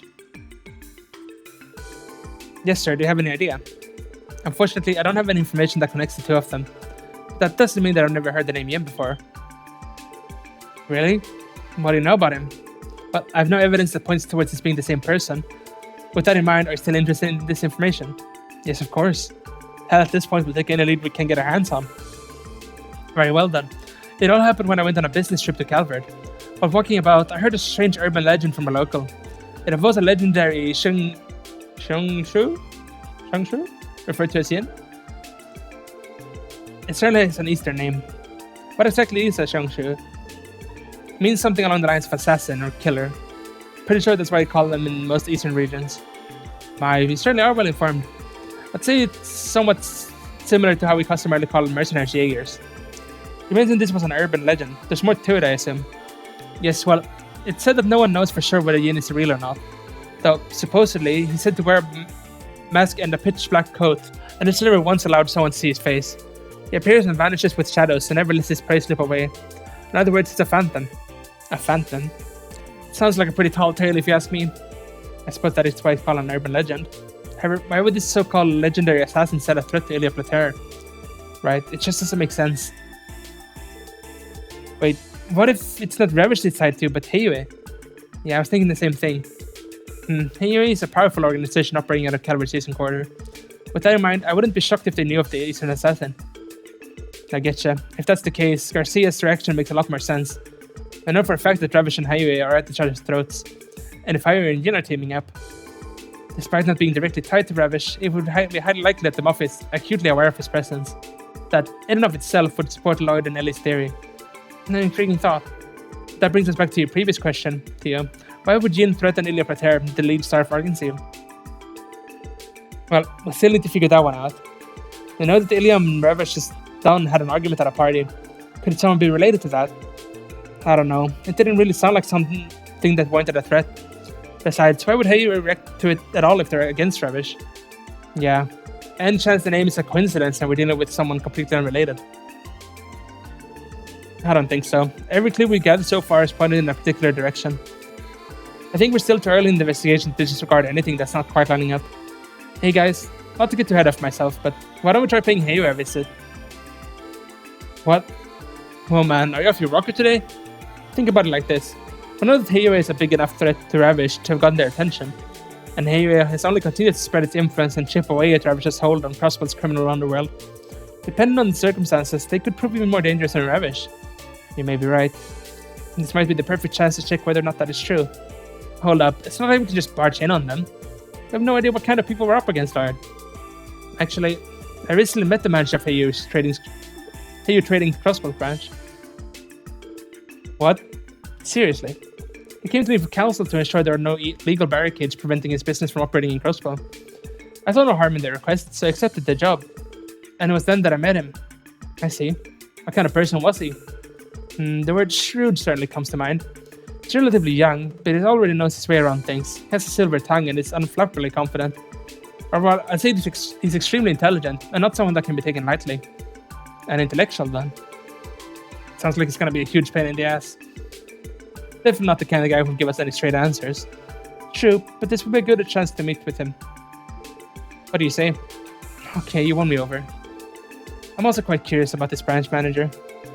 Same here. I know a bit about Ravish, but nothing about Heiyue. But going in blind. You're right, Lloyd. This would be a good opportunity to learn more about how they operate. It's decided then. Thanks for your help, Mr. Grimwood. It looks like we'll be able to press on with our investigation after all. Happy to hear that. You remind me of the way Guy used to work his cases. Anyway, Heiyue works under the guise of a respectable trading company. Stopping by their office shouldn't prove too dangerous. However, never forget that their true identity is that of a massive, influential crime syndicate. So I'll let you guard down around them. Yes, sir. Thank you. We'll keep that in mind. If I remember correctly, Heiyue's Crossbell branch manager is named Cao Li. Mr. Grimwood tells me that you should watch your stuff around him. Please be careful, everyone. We will, Pete.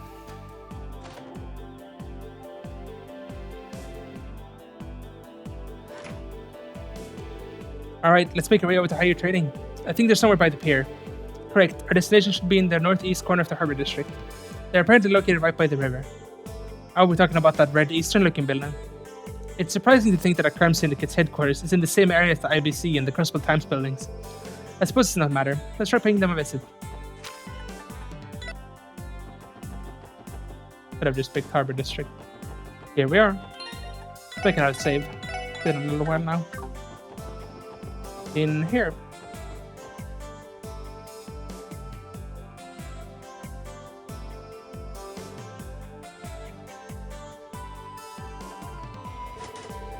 A sign is affixed to the locked door. Hey, you're trading. If you have business with us, please knock. This must be the place. How do we proceed, Lloyd? We knock. Excuse me, is anybody there?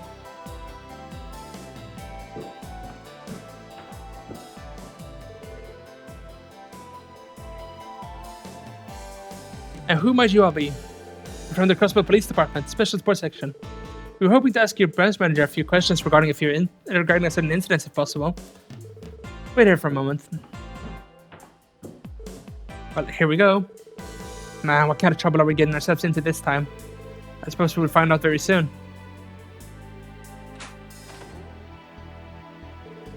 I apologize for the wait. The branch manager will see you now. Please come in. Thank you. If you'll excuse us.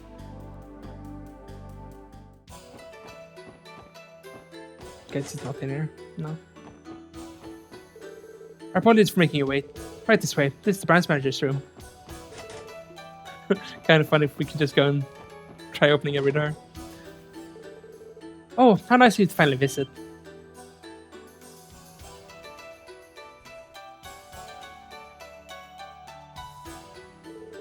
It's nice to meet you. I'm Lloyd Bannings of the CPD Special Sports Section. The pleasure is all mine. I'm Carl Lee, manager of IU's training Crossbell branch. So you're Lloyd, and you three must be Ellie, Randy, and Theo, correct? How'd you... May I ask who you knew for our names already? Truth be told, I'm an avid reader of the Crossbell Times. I was mesmerized by your exploits and instantly became a fan. Though boorish of me, I decided to investigate your backgrounds through various intermediaries. Is that so? Yeesh, 5 seconds in and it's already holding all the cards. It's just as cunning and intelligent as we were told. It's an absolute honor to meet such an intriguing group such as yourselves. What brings you to our office today? Was there a problem of some sort with our business operations? No, that's not it. We're actually in the middle of investigating an incident involving Arkansas. Arkansas, you say? Ah, but of course, Crossbell's very own prided theatrical troupe. I've been meaning to see one of their shows ever since I first arrived here, but work has kept me oh so busy, you know. I seem to recall them having announced their next production, correct? Yeah, that's right. As a matter of fact, our investigation is related to an issue with their upcoming show. We'd actually like to ask you a few questions if you don't mind. Oh dear, it sounds like quite the predicament. Very well, I shall comply with your request. Free of charge, of course.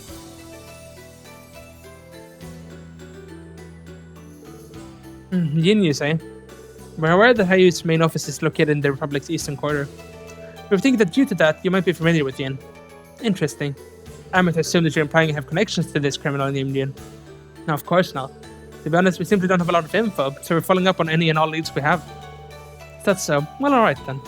This may be rather basic information, but I can tell you some of the legends regarding Yin in more detail. We're listening. The name Yin holds a particularly strong influence within the Eastern Quarter.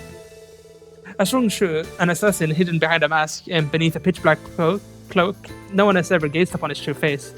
He appears like a shadow and vanishes like a phantom. His prey has never once escaped. And though it may seem preposterous, some say Yin may be immortal. Immortal? What do you mean? Well, documents show that Yin has been operating as an assassin for at least a century. His rise into legend began shortly after the democratization of the Calvin Republic. If we were to examine records from that time, Yin's name is frequently mentioned. The demon draped in black sent one prominent figure after another into the grave during this chaotic period in history. It starts getting more outlandish by the second. It's just gotta be some scary fable to keep the kiddos in line. No way he's real. No, Mr. Orlando, Yin is very real. What? Yin fortunately passes a mere tall tale in the underworld of the Eastern Quarter. Though his true identity is unknown, Cimeria's greatest assassin can be employed, for the right price. A master of all assassination techniques, a martial artist with incredible dexterity and agility who lurks in the shadows. He's recognized as such, and his deadly work speaks to his existence. A certain organization highly values Yin and entrusts many jobs to him, or so the rumor goes. The organization you're referring to. Ah yes, that reminds me. While we're on the topic of Yin, I've heard recent claims of Yin having vanished entirely from the Eastern Quarter. It has come to my attention that he has accepted a hefty job from the aforementioned organization. Apparently, he devoted traveling to a certain autonomous state that we're all familiar with. I don't like what you're implying. What's the matter? I haven't given you the name of the organization, have I? No, the name of the state.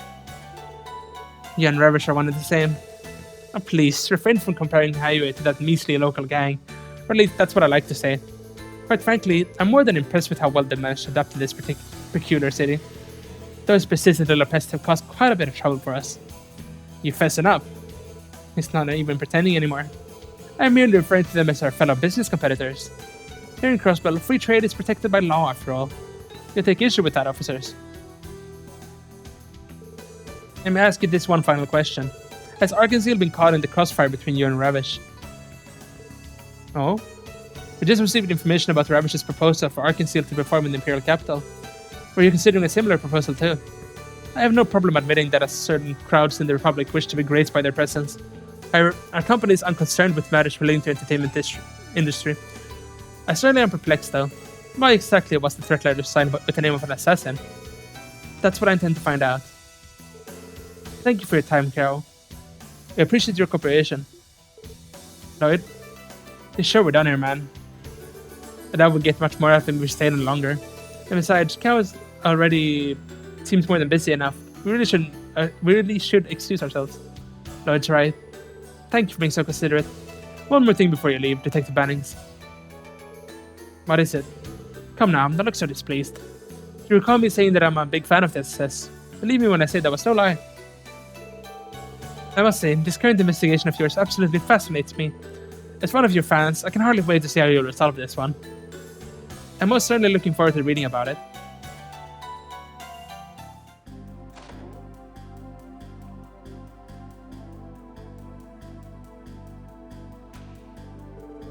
Thank you for stopping by, officers. The branch manager says you may contact us again should anything happen. We appreciate the offer.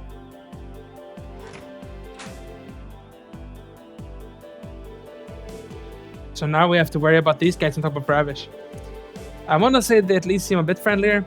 Or maybe they see us so little of a threat, they think they can screw with us. That is not out of the realm of possibility. Ellie, you okay? Are you feeling unwell? No, I'm fine. More importantly, we found out that the legendary assassin Yin has managed to infiltrate Crossbell State. We at least managed to get that information out of Cao. Yeah, it didn't seem like he was lying. Also, I don't get the impression that Xiao is the one threatening Arkansas and Ilya. I was thinking the same thing. If that were the case, no way he'd have hinted at this connection to Yin. Then that would mean Yin's actions are not tied to his employer, but rather he's acting out of his own accord. There might be other options if that's the case. Let's assume you're right. That means Xiao probably doesn't know Yin's true identity. Sounds like our only option is to catch the legendary assassin then. Unfortunately. If Yin truly is after Ilya's life, then this case may be beyond our capabilities. There's no guarantee that we'll be able to apprehend a professional assassin like Yin. That being the case, wouldn't it be better to lead us to headquarters? And would they not simply look the other way like they did the incident downtown? I doubt it. Arkansas and by extension Ilya are incredibly important to the people of Crossbell. Headquarters would definitely take action if our life were in danger. Let's take their pride on it. That's great.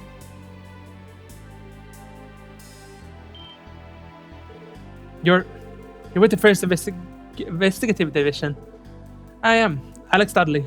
Come with me. Why? Only a fool would discuss information here of all places. But no time to waste. Follow me. Understood. What the hell's going on all of a sudden?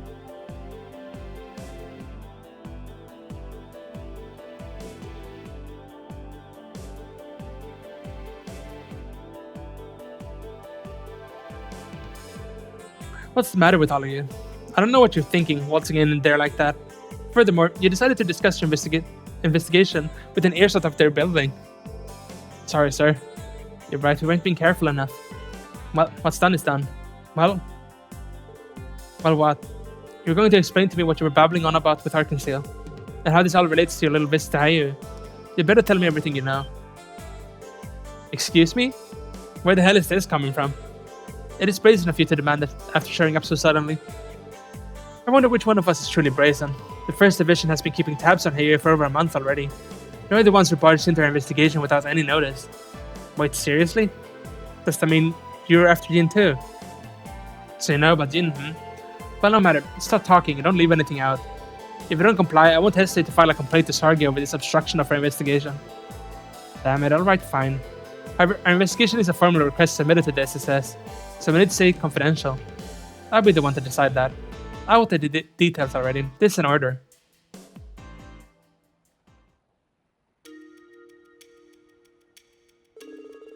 I understand the situation. I didn't think there was anything concrete, but it seems they finally tipped their hand. Are you referring to Jin? Yes, I am. Hayu employed a legendary assassin as a trump card in order to threaten Ravish's influence. The First Division received an anonymous tip with information regarding Hayu. We've been surveilling them since. But who would have thought a group of amateurs would stumble onto the scene and give us just the lead we need? That almost sounded like a bold compliment. I would like to inquire as to why you only had Hayu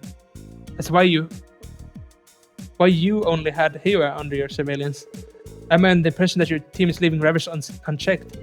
What are you implying? The First Division already understands Ravish's operating procedure. We're also fully aware of both the incidents downtown and how to use the Warhounds. I think for a second that we haven't kept tabs on the cases you've been getting involved in. What? Then why? If we got involved in every little thing they did, there would be no end to it. None of the incidents you took on were anything as serious as murder. They were simply petty crimes. Do you honestly think we put off more important cases to divert our limited personnel to such minor issues? I understand that, but still, those of us in the First Division are leagues apart from know-nothings like yourselves. We're charged with maintaining a certain degree of order in a city where justice is a constant uphill battle. We're expected to suppress major crimes and protect the public from criminal organizations and foreign intelligence agencies. Can you possibly fathom the work that goes into that? I knew it. I always had a feeling. Crossbows peace and prosperity are hanging by a thread. Yes, and most of the citizens have failed to realize it. Sure, it might be popular to read stories on Ravish's ties to the Imperial faction Diet members. Meanwhile, Hayu is in the process of deepening the relationship with the Republican faction. If you allow it to progress any further, they'll be untouchable. Our laws against espionage are lax as well. Agents from foreign intelligence agencies are free to enter and leave however they like. I never realized.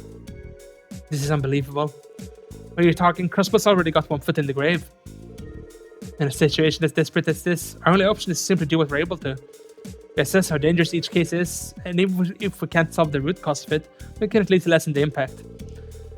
Handling Yin is nothing more than solving one part of a larger puzzle. I haven't been able to keep a close watch on the case regarding Arkansas. Thank you for the valuable information. First Division will handle it from here. You may return to your usual duties. What the hell is this crap? After carefully assessing the situation, I've ascertained that Yin is more than a mere legend. We'll be observing Hayu's movements while protecting Ilia Praetor from falling victim to a mysterious assassin. Tell me, would you be able to handle all that? Damn it. Given our lack of resources, it would prove to be difficult. At the very least, I can let you handle contacting Arkansas. Make sure you tell them that their case has been transferred to the First Division. See to it that they're given a proper explanation.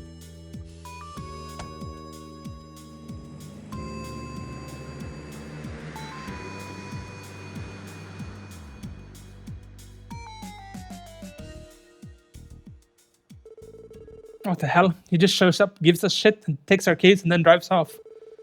And then a personal vehicle at that, adding insult to injury. As frustrated as we are, Lar, I understand where he's coming from. I actually agree with him. The scope of this case has gone way beyond our level of experience. All we can do now is inform the troop and offer sincerest apologies. Yes, you're right. We've run out of options. Hold on, guys. And Lloyd, you're the last person I expected to hear that from. You told us to overcome our barriers. You said as long as we're together that no barrier is too high, didn't you? So why are you giving up so easily? Ellie? Whoa there, where's this coming from? Didn't you already tell us it'd be better to leave it to headquarters? Wait, is that... I did, didn't I? Ellie? I understand. I'm frustrated too, Ellie, and I want to do something about it just as much as you do. If you don't want us to give up, then we'll find another way. No, it's alright. I'm sorry, everyone. I think I just had a rough day, so. But we did spend our entire day running into one jackass after another. Let's go report the news to Arkansas. We can head back to base and relax for a bit after. That sounds like a reasonable plan. Sounds good. Is that okay with you, Ellie? Yes, thank you, everyone. Let's be off to Arkansas then. Make another save.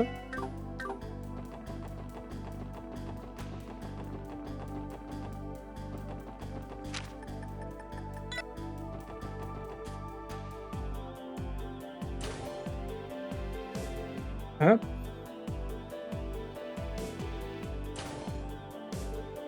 Oh. Oh, what a surprise. Good afternoon, Miss Ellie.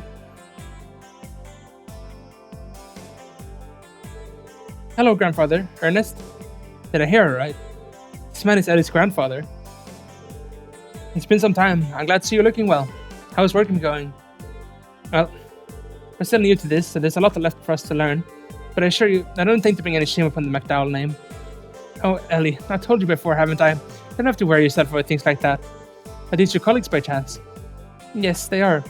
It's nice to meet you, sir. My name is Lloyd Bannings, and I'm with the CPD Special Sports Section. Theo Plato, how do you do? How's it going? Name's Randy Orlando. My name's Henry McDowell. It's a pleasure to meet the three of you. And I must thank you for taking care of my granddaughter. It's quite the opposite, sir. Ellie's the one always looking out after us. Mademoiselle is a bona fide genius when it comes to dealing with all the paperwork we gotta go through each day. Does not excuse your utter lack of assistance, Randy. That's so. But what is important is that you're content with your post. You know, Miss Ellie, I really think you should make some time to stop by home every once in a while. I'm sorry. I've been hesitant to rely too much on my family since I began living on my own. Even so, don't you... It's fine, Ernest. Ellie wishes to stand by her decision. Listen, dear. Continue down the path you've chosen until you're satisfied. I cannot mix business with personal affairs, but know that I will help you out to the best of my ability. Thank you, grandfather. Now then, shall we go, Ernest? I have a meeting with Business Owners Association next, correct? Yes, sir. It's scheduled for 5 p.m.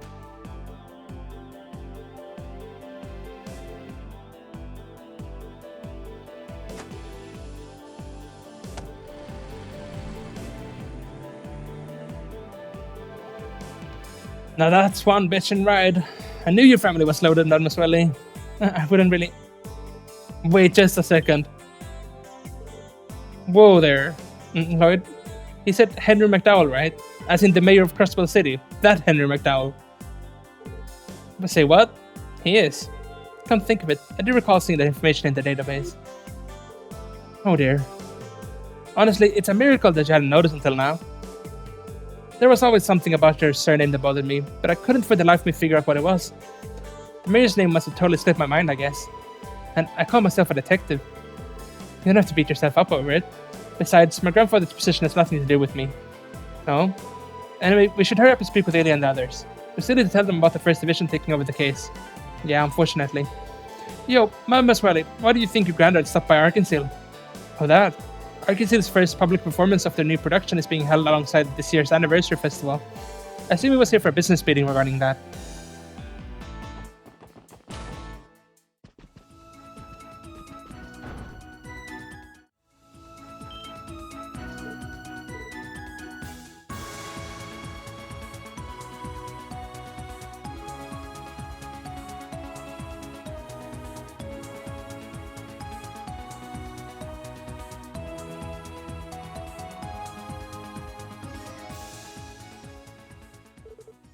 Ew. Oh, look. You're back. And just in time, too. That was amazing. You two are incredible. Indeed, I've never experienced anything quite like that. You think so? Sounds like if we iron out the kinks, this might become a crowd favorite. That gives me an idea. How about you wait another moment before the Moon Princess spin ratio? That way, it'll give the Sun Princess just enough time to react in a way that will really capture the audience's hearts. That's perfect. Your dancing isn't the only thing that's amazing. You're going above and beyond to perfect every little part of your performance. Well, I figure if we can do it, we might as well strive for perfection till it's time to perform. But enough about that. Have there been any developments in the investigation? Oh, that's right. Yes, actually. It's not exactly good news. What do you mean? Alright then. Let me go grab Avon and you can fill us in on everything, okay?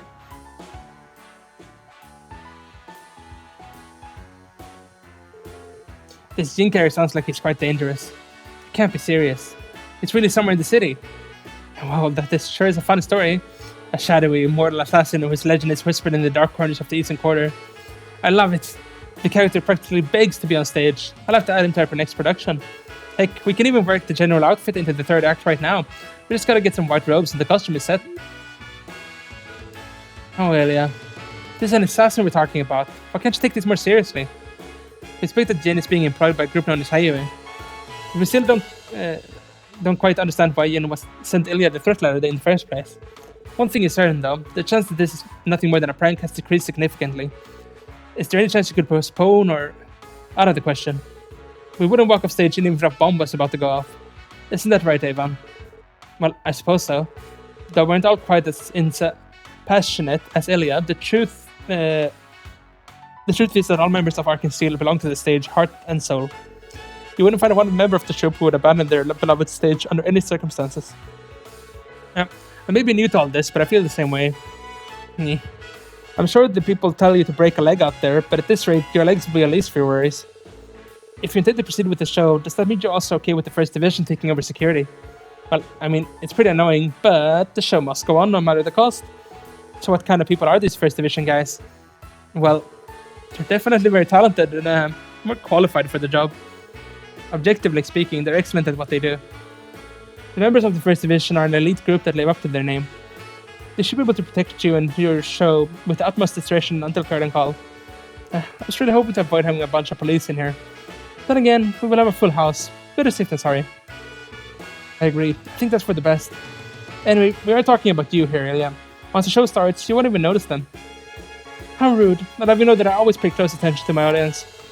The show only reaches its full potential when the audience and player are completely in sync. Isn't that one of your famous sayings?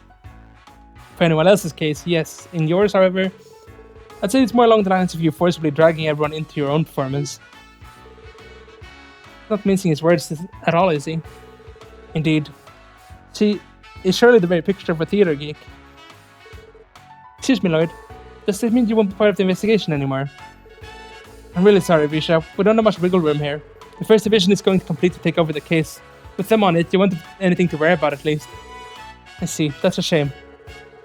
The only reason I agreed to all this in the first place was because you were leading the show, Lloyd.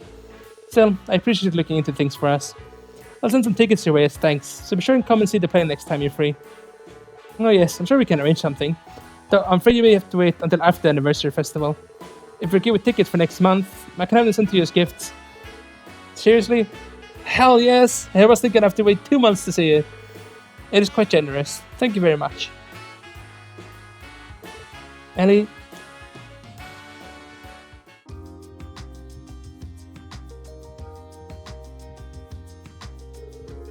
I'm so sorry, everyone. I caused just nothing but trouble. Don't worry about it, Risha. All the running around we did today is a pretty typical workday for us. It's all simply part of the job. Yep, no worries, Risha. Forget about us and just focus on you guys' preview performance. If you say so, then I will. Thank you, everyone. Preview performance? The hell? You don't know about it already. Arcane puts on a sneak peek of their new show before it's available to the public. That's correct. This should be my first time performing in one. People all over the continent from both the industry and the media will be attending. I'm sure many influential people have been invited too, in order to boost awareness of our new show. That's pretty crazy. By any chance, was Mayor McDowell invited as well? Oh yes, he's our guest of honor. I'm told he has plans to support the show in a conjunction with the anniversary festival. Quite kind. Despite his busy schedule, he's made time to stop by and encourage us. I very much like him. Good luck with the preview, Risha. It may be your first time, but I'm sure you perform wonderfully. You think so? Absolutely. Considering all the practice you put in, I doubt you have anything to worry about. Hell yeah, this place is gonna burn down the house. I'm quite looking forward to it. I really appreciate the kind words, everyone. I'll get back to my practice then. Thank you all for your help.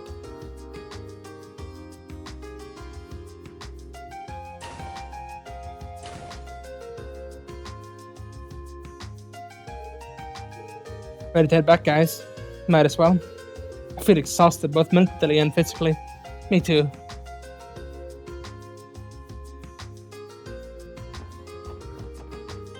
Can make another save and we head back. Guess we can even do. Is it? No, they don't let us fast travel actually. We'll walk manually then.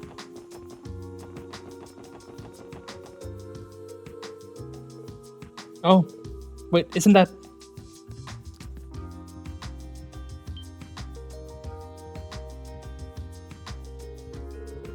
Oh, thank goodness. I was just starting to wonder if I came to the wrong place. Ernest? Did you come to see me? Yes, I did. I had business to attend to at the office, so I decided to stop by. Ellie? That's wrong. You don't look too great. Well, if I remember correctly, you guys were visiting Arkansas earlier today, right? Did you run into some sort of problem with your police work? Well, sort of. It's nothing major, but someone in the troop requested our help, and we went to report what we found. That's all. You know, I wasn't sure if I should stop by here today or not, but I'm sure now that was the right decision. What do you mean? Allow me to be honest with you. Ellie, I want you to quit the force and return to us. Quit the force? What? Whoa there, buddy, that came out of left field. Get the impression this does not stem from feelings of love, at least. I know it was your idea to join the CPD, Ellie, but seeing you now, you look so worn down, so lost. I'm sure this is really the right path for you. What are you saying, Ernest? Listen to me, I know you understand the current political climate and the despair that comes with it better than anyone. And that's likely where your initial urge to join the police originated from. But just try to think about the torment and pain the mayor is going through, how he feels in the current situation. With the anniversary festival coming up next month, Mayor McDowell is up to his neck in work. And after that, it's right back to arguing with the Imperial and Republican factions over the budget. And in 6 months, he'll be up for re-election. As I'm sure you know, Mayor McDowell has planned to retire, but without someone to carry on his policies, he feels like he can't. I'm sure that if you were by his side, he'd feel much more confident about being able to keep going with his work. I'm sorry, perhaps I'm overstepping. However, I can't ignore the issue any longer. As someone who respects Mayor McDowell and has been with your family for years, I cannot stand idly by any longer. Of course, the path you ultimately choose to follow is entirely up to you. I just wanted to stop and think about hard about whether this path you're on right now is the right one. I'm going to need some time. Excuse me, everyone. I'm tired, so I'm going to rest in my room for now. Sure.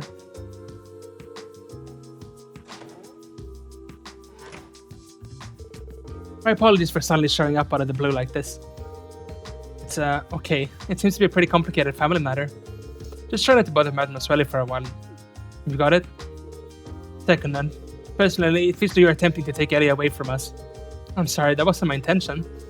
However, you are aware she originally wanted to become a politician before joining the police, aren't you? Really? You're pulling my leg. That would explain her seemingly boundless knowledge of politics and economics. As the granddaughter of the current mayor, she grew up surrounded by politics. It was only natural for her to want to pursue a career in it. To that end, she studied abroad in a number of different nations to hone her skills for international relations and learn foreign policies.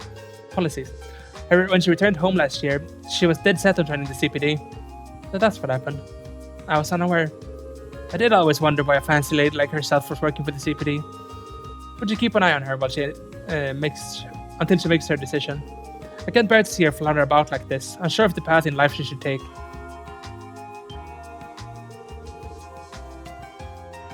Goodness, it's already gotten so late. Sorry for taking up much of your time. I'll get out of your hair now. Okay then.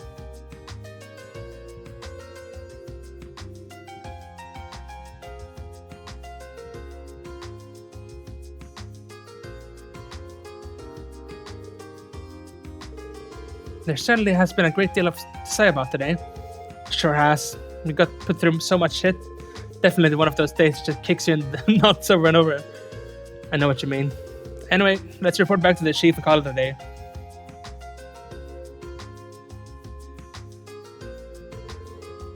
So that's where things stand. Well, you're gonna tuck your tail between your legs and give up here? You're saying we have a choice. The First Division took over the case. There's no way we can oppose them, given our team's position on the force. Yeah, I guess not. The Fox would track you down and give you his longest bitching session yet. Probably. It would not simply offer our assistance to the First Division. Don't know how well that play out, considering the shit we got from that glasses wearing dude. Yep, that's also a long shot.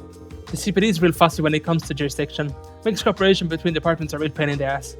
That goes double for the First Division. No way a group of elites like them would accept help from a group of rookies like the SSS. But if we're talking about working incognito, that's another topic altogether. Sir? The Special Support Section, the most unconventional department on the force. Sure, HQ tends to ignore us, but that gives you guys a certain level of discretion you can use to your advantage.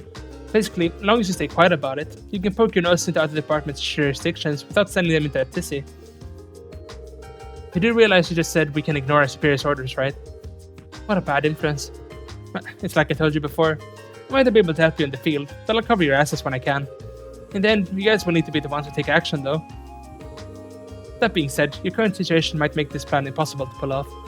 One of you is struggling to figure out what to do, and this is something you can only overcome by operating as a team. You're right, but it's hard to get fired up without Madame Maswellia with us. The way she was acting, it was like her head was somewhere else entirely. She's been like that all day from what I could tell. Is Ellie going to be alright?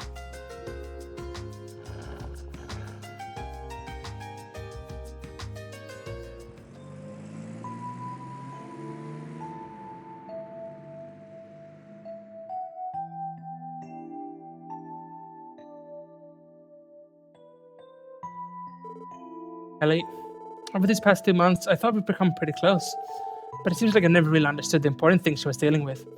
I had no idea she was Mary McDowell's granddaughter and an aspiring politician on top of that. If I recall correctly, you didn't attend that police academy, right, Ellie? So how did you end up with the CPD? Well, to put it simply, this is my way of getting some real-world experience. While I didn't attend the academy, I did take a written exam and marksmanship test when I applied. They couldn't really reject me since I received perfect marks on both tests. You know, the more I learn, the more I feel like we're worlds apart. You think so? It's pretty rare for rookies to have already earned their detective license, though. You must have your own reasons for joining the CPD, right, Lloyd? Well, that's...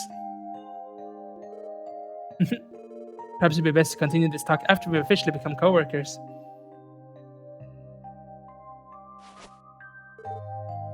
Alright. I'll go see if Ellie's up for a chat. If she's worried about something, maybe I can help somehow. Maybe we can continue that conversation we started. Making a save, just in case. Can we check out the other people? No, up to Lloyd. Going out of town. Well, not exactly. It's more about Madame Maswellia then, eh? Can't blame me for being worried. Seems like she's got a lot on her mind right now. Not sure if it's the kind of stuff we should be really buttoned into, though. Might be true, but still, if something's on her mind, I wanted to know she can rely on us. Guess we can't go in this. Oh, it's you. Why the long face? How about toss the scowl away before you come in here? Sorry about that. Still working, Chief.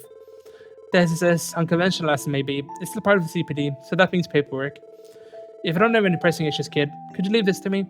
I'd like to get all this finished before daybreak, you know. Alright, sorry for the interruption. Is anyone downstairs? No? He definitely joins his lounging.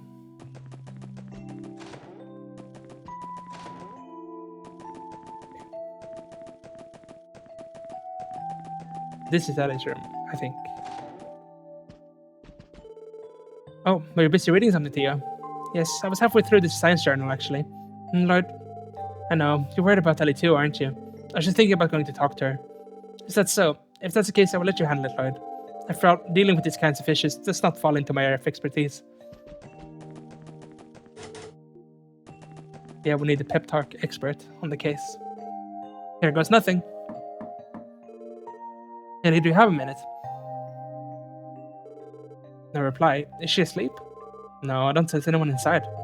Ellie, sorry I'm coming in.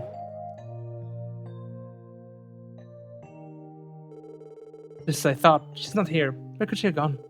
Try looking around the building. Rooftop? Probably. Oh. Lloyd? Hey Ellie, how'd you know it was me? Just a hunch. I don't know why, but I had a feeling you'd come here. Guess you were right.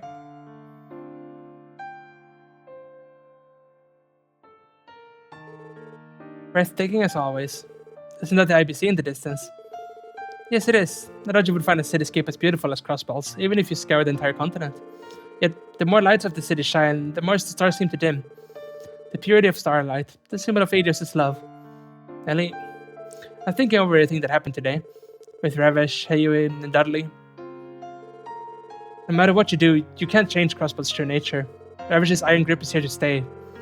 I'm merely referring to them as our fellow business competitors. Here in Crossbow, free trade is protected by law after all. You take offense with that, officers. We're charged with maintaining a certain degree of justice, a certain degree of order in a city where justice is a constant uphill battle. We're expected to suppress major crimes and protect the public from criminal organizations and foreign intelligence agencies. Can you possibly fathom the work that goes into that? That was the darkness of the city, the tragic truth of the state called Crossbell. We're kept alive only by the will of the Empire and the Republic, stripped of all pride and fed constant lies and deception. We're drowning in false prosperity and novelties only because our captors allow it. Everyone just surrenders to these circumstances and accepts the status quo without realizing its true cost. That's the city we live in. Maybe you're right. But you don't want to surrender just yet, do you, Ellie? I once had a mother and father. I suppose putting it like that makes it sound as if they passed away. They're still very much alive. What I mean to say is, they divorced when I was little. My mother lives in the Empire, and my father lives in the Republic. I had no idea. My father was born and raised in the Republic. He moved to Crossbell City, met my mother, and after marrying into the MacDowell family, he strove to become a politician. Immediately after he joined the Diet, he recognized Crossbell's ugly, distorted reality. As someone with a strong sense of justice, he made it his duty to mend this broken city. Year after year, he drafted reform bills, all in the hopes of bringing change to the state. That's amazing. No, in the end, none of his bills were ever passed. The Imperial and Republican factions both shunned him, ridiculed him. One by one, his allies betrayed him, friends left him, and he became the laughingstock of the political world. Not even my grandfather, as well respected as he is for being neutral, was able to mend his career.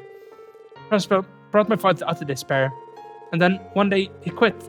As a Diet member, as a husband, and as my father, he decided to leave everything behind for Calvard. Mother couldn't stop him, and at the same time she couldn't uproot me, still a small child, to follow him all the way there. Eventually, they settled on a divorce, and my father was gone for good. It always seemed like Mother hated him for what he did, but I got the impression that underneath it all, she still loved him. It soon became apparent that living in Crossbell, the state that robbed her of her love, would be too much to bear. My mother left to go live with relatives in Erebonia. It was then that I was taken in by grandfather, who raised me into the person I am today. That was the reason I was drawn into following down that line of politics. It wasn't due to any desire to avenge my father or anything like that. I just couldn't understand it. How could a family so happy and loving end up falling apart so completely? After I made my decision, grandfather began to help me. I studied abroad, all over the continent, focusing on politics and economics. However, the more I studied, the more I realized how complicated of a quagmire Crossbell's situation truly was. Caught between the Empire and the Republic, our justice, our interests are pulled apart by the gravity of their immense power, entangled with their own, and distorted beyond all recognition. I stare at a wall, an insurmountable barrier in my way. A barrier.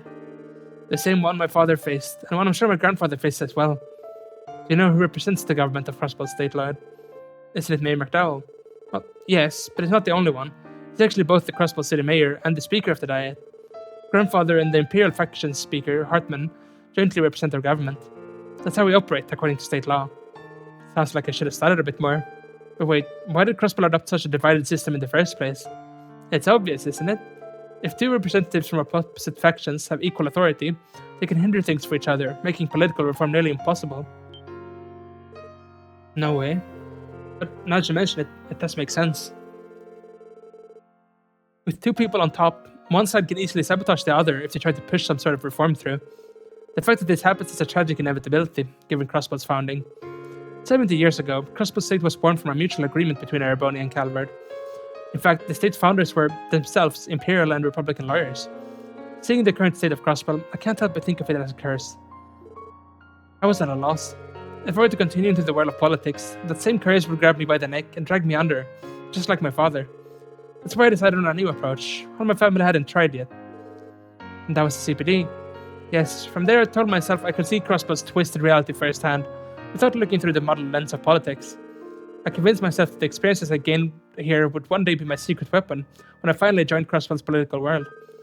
The reform that my father failed to achieve and grandfather is unable to pursue, I thought this new perspective would be the key to finally making it a reality. Maybe. But perhaps I was just lying to myself. Perhaps I was just running away. Everything that happened today, I knew it was likely I'd encounter those issues. But still, the reality of things was even colder and crueler than I'd imagined. When confronted with it, I was at a loss.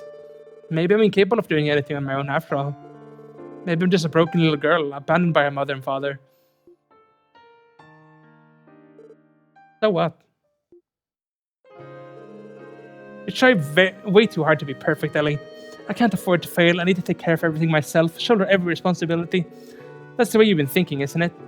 That was probably the roughest day yet. Being ridiculed, having to hear that all of our efforts are in vain. But think about it. Aren't those the things we signed up for when we joined SSS?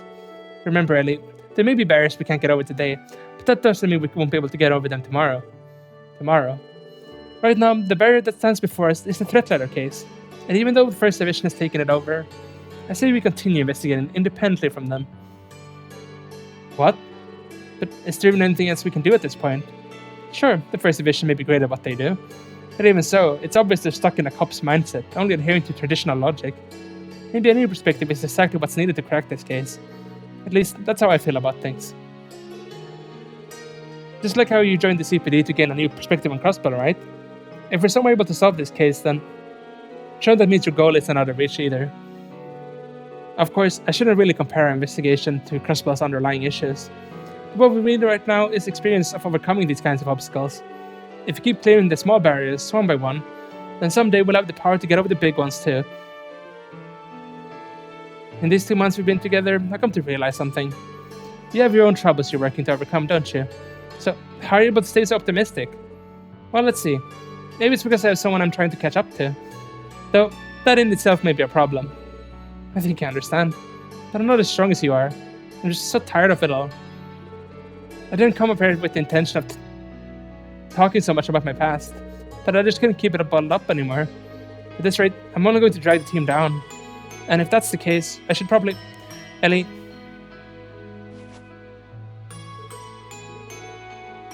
We need you, Ellie. Your profound knowledge, your negotiation skills, your sharpshooting, your sense of justice. If we're going to stand up to this city, we're going to need you. But that's not it, though. While all of this is true, my point is this. I'd be happy if you decided to stay by my side, Ellie. What? We were a bit of a mess at the start, but I feel like we really started to become a team over these past 2 months. Even when we were bombarded with the stress of daily life, make time for the small things, like deciding whose turn it is to cook. We've all come to trust in everyone's individual strengths. It's not every day you find teammates like that. Well, it may still be rookie, sure. It's too early for us to be able to tackle every problem by ourselves, but it's also too early for us to give into despair and give up trying to fix things. We'll tackle each day head on, do whatever we can, and keep relentlessly confronting the status quo. And if that somehow fails, we'll just come up with a new plan, together. You, me, Randy, and Tio. And despite the way he acts, the chief is always doing everything he can to support us from the side. Heck, even Saeed has our backs now. So don't forget, Ellie, you're not alone. You're absolutely right. I'm not alone. How could I have forgotten something so important? Thank you, Lloyd. Even though it won't be easy to solve all my problems, I do feel a little bit better now. Glad to hear it. Still, apart from the lines that sounded like they came straight from a teen drama, I was a bit surprised. I'm painfully aware how cheesy they were, okay? But what do you mean by surprised, Ellie? Because, well, talking about how I'm needed and telling me that you want me by your side, I thought you were confessing your love to me. Confessing... Wait, that's not what I meant at all. Oh? So you're saying I'm not good enough then? You know that's not it. Oh, come on, you're just teasing me now, aren't you? Just a little payback. But you really should be more careful, Lloyd. You might not realize you're doing it, but you really have the potential to be a serious womanizer. Hey, hold on a second. I don't understand if you're talking about Randy, but why me? The fact you don't even know you're doing it makes it all worse. Good grief, Lloyd. Can't believe just hearing those words made my heart start beating so fast. How was that? Nothing. But anyway, I'm sorry I wasn't there when you reported to the chief. Did you guys come up with a plan for her to continue our investigation? No, not yet. Right now, the case hinges on figuring out what Jane hopes to accomplish. Tomorrow, we can ask her on and see if we can find some sort of lead. Sounds good. Thanks to you, I finally have a feeling that I'll be able to sleep soundly tonight. How about to hold a meeting tomorrow morning after we get some much-needed rest? Sounds like a plan. Star Blast.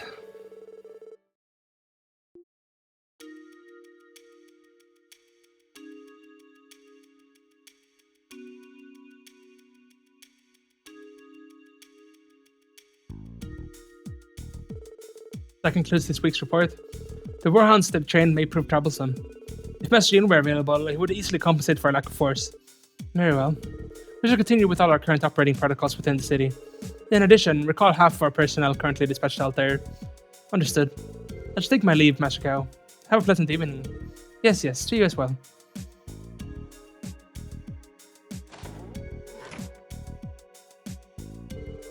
How troublesome. Rather not have to request the Elder's assistance. Such help would come with a heavy debt. If only Master Yin were more cooperative, our plans would be proceeding splendidly. Worry not, I plan to uphold my end of the bargain.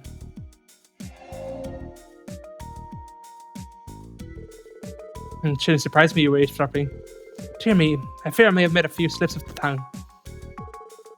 Please, we both know you said exactly as much as you wanted me to hear. This is cunning as ever. Me? Oh goodness no, I'm not much for you. So to what do I owe this visit? Are you perhaps in the mood to cull some warhounds for us? Your subordinates are more than capable enough to handle that matter. My role is to take care of Ravish's main force, beginning with that man, Garcia. That was what you hired me for, was it not? Oh dear, you truly are no fun. It's come to my attention that you've become entangled with Arkansas for some odd reason. I'll have you know the CPD is quite good at their jobs, so don't do anything that will bring us trouble. They'll make myself clear. No need to worry. More importantly, what is your impression of the special support section? So that's what you come here for. Let's see, they're an intriguing combination of young people. The leader, Lloyd, most of all. He's perfectly aware of his weakness, yet he continues to push forward with determination. He seems to have a strong intuition as well. To be honest, I quite like people like him. I started asking about your tastes. What about the other members? Again, each of them proves to be quite intriguing in their own way. Mary McDowell's granddaughter possesses a keen sense of diplomacy and operates as the team's administrator. As for the girl from the Epstein Foundation, while her herbal stuff itself is fascinating, I think she has some special qualities of her own. Lastly, we have a red-headed fellow. He has a certain air about him, one not dissimilar to our own. Intriguing indeed. I must ask, why have you taken such a great interest in them? I simply wish to put them to a test. I was curious to find out if they're worthy of taking on a request from Yin.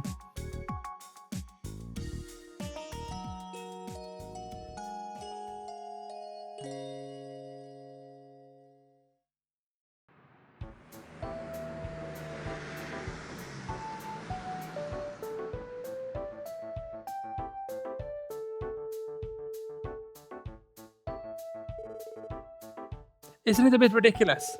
Despite all the work we put in, we had no choice but to hand the case over to the First Division.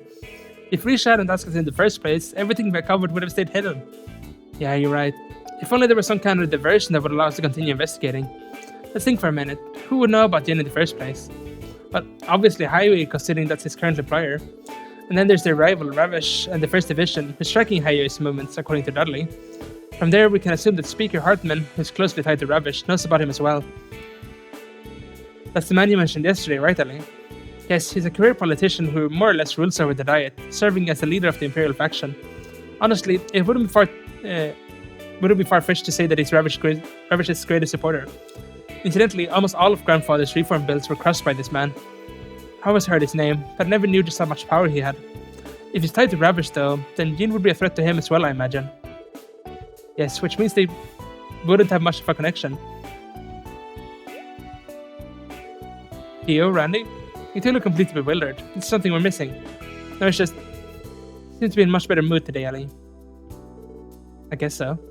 I'm sorry about yesterday, everyone. I wasn't acting like myself. But I'm fine now, and I don't intend to be a burden to the team anymore. You've never been a burden to us, Ellie. Quite the opposite, actually. You help us out all the time. I mean, look at us now. Thanks to your political knowledge, we're making progress by leaps and bounds. Oh, do you really think so? Something smells fishy. Agreed, something is off. Very off. Wait a minute, you two. Now that I think about it, I could swear I heard a pair of voices chattering away on the roof from my window. I wonder. Congratulations, Lord Nelly. I wish the best for you two. Hold on, we didn't do anything that deserves a congratulations, right, Ellie? Yes, I mean, no. We were just talking about life and other things of that nature. Life, eh? Yeah, I talk about life with the ladies now and then. So tell me, how far did you two go? Randy, please, Theo's sitting right there. How far did you go? It's Randy referring to intimacy people engage in while in romantic relationships. Nope, not at all. Lord Nelly, sitting in a tree. That's enough for today. Yes, ma'am. Jeez. Me and I together, romantically? You guys know that would never happen. Huh? I mean, I don't think we're all that compatible, and I can't really imagine a relationship going that way. Right, Ellie? What's the matter?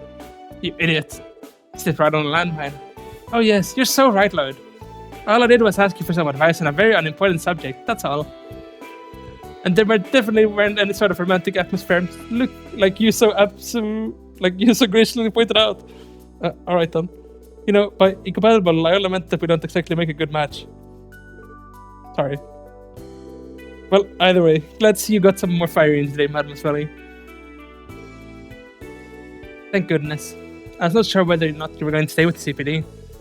Sorry, I never meant to make you all worry. I don't know where the future will take me, but right now I know this is where I'm meant to be. Sorry, Ron, I'm happy that I get to keep working with you. So am I, Ellie. Damn straight. Besides, doubt we'd get much done around here without you to keep us in line. I wouldn't have to be so stern all the time if you didn't try to wander off to the casino every other day, Randy. But that's enough of that. What should we do about the investigation from here on out? Good question. We could always attempt to corner Yin with a different approach than the one the First Division is using. However, that unfortunately does not do much to narrow down our options. In that case, I've got an idea. How about we have ourselves a trip to Calvary's Eastern Quarter? Or maybe find a few clues about Yin there. Why didn't I think of that? But would the department even authorize a business trip to a foreign country? The Eastern Quarter is far outside of jurisdiction, after all.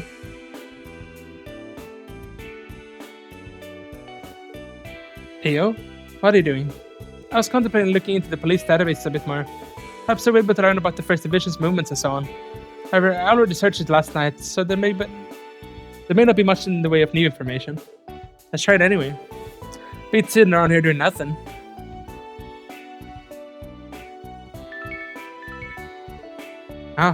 What's wrong? How strange. It seems as though we have received an orb mail. What's that again? Aren't they essentially letters that can be sent from terminal to terminal?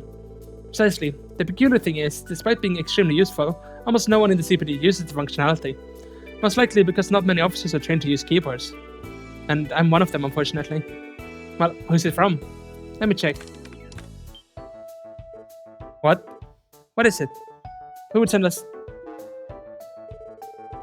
I, Yin, hereby submit my support request. Overcome this trial and face me. Only then will I grant you your mission. It's him! Is this a kind of joke? Theo, where was the mail sent from? Definitely not the police department. Got it. It was sent from the International Bank of Crossbow, otherwise known as the IBC. What's this mean? The IBC is that bank that breaks in mail from all over Cimmeria, right? Why the hell would a place like that be sending us prank mail? Why do you presume I would know? I can say, however, that this mail was definitely sent from an IBC terminal. I have no knowing who sent it, though. Could it be possible that Jin infiltrated the IBC? It's not out of the question. The IBC building is home to quite a few external companies and organizations. Correct me if I'm wrong, but I think there's an Epstein Foundation office too. That is correct. An acquaintance of mine works there. However, I should have been more clear. The orb mail was sent directly from the IBC's main terminal. Because of that, I think the possibility of an external company being involved is low. Well, we won't know until we ask them. I wanted our investigation to fly under the First Division's radar, but we really don't have any other choice. Yeah, going undercover this time might be a little tricky. Should we hurry up and check it out before they get in our way again? Actually, we may be able to perform our search in secret after all. Really? How exactly? My best friend's father works at the IBC. If we explain the situation to him, he might give us a hand. You think so? Hey, ain't that convenient? Well, Mademoiselle, you got more connections than you know what to do with, don't you? I have a decent amount. Unfortunately, I have no way of knowing whether or not he's even in Crossbow City, given how hectic his schedule is. What sort of position does he hold there? You may have heard of him, actually. His name is Dieter Croix. What? How? What, he famous or something? I'll say. Honestly, you could make the argument that he's just as well known as Ilya. Dieter Cross. He's one of the continent's most wealthy individuals and a leading figure in the Cimmerian economy, as well as the current CEO of the International Bank of Crossbow. He's the top dog of the whole freaking bank. He was originally an old friend of my father's, but he's also kept a friendly relationship with my grandfather. Because of that, I know him a good portion of my life. And his daughter is one of my closest childhood friends. That's amazing. But even if he's the CEO, he won't be able to do much if he's not there. You're right. I heard that he spends almost half the year abroad on business trips. Nevertheless, there's no harm in trying, is there? Even if he isn't in town, my friend might be. She may even be able to help us. Let's do it then. We're getting somewhere with this investigation now at least, but are you worried about the intentions behind our mail? was written similar to the threat letter, but its reason for sending it remains unclear. But he went out of his way to send us a challenge. It'd be rude of us not to take the bait, you know? Agreed. Shall we head to the IBC then? We can start off by getting... fishing for ingredients. Okay, they want fish, probably. Testament's training. I'm requesting... Abbas. Okay, interesting. Herb retrieval. Ursula's hospital. And a monster on the East Highway. Interesting. I was thinking before I forget to... I want to feed a fish to... Up. Give food. Does it matter what we give? Maybe it doesn't matter. We give him a card.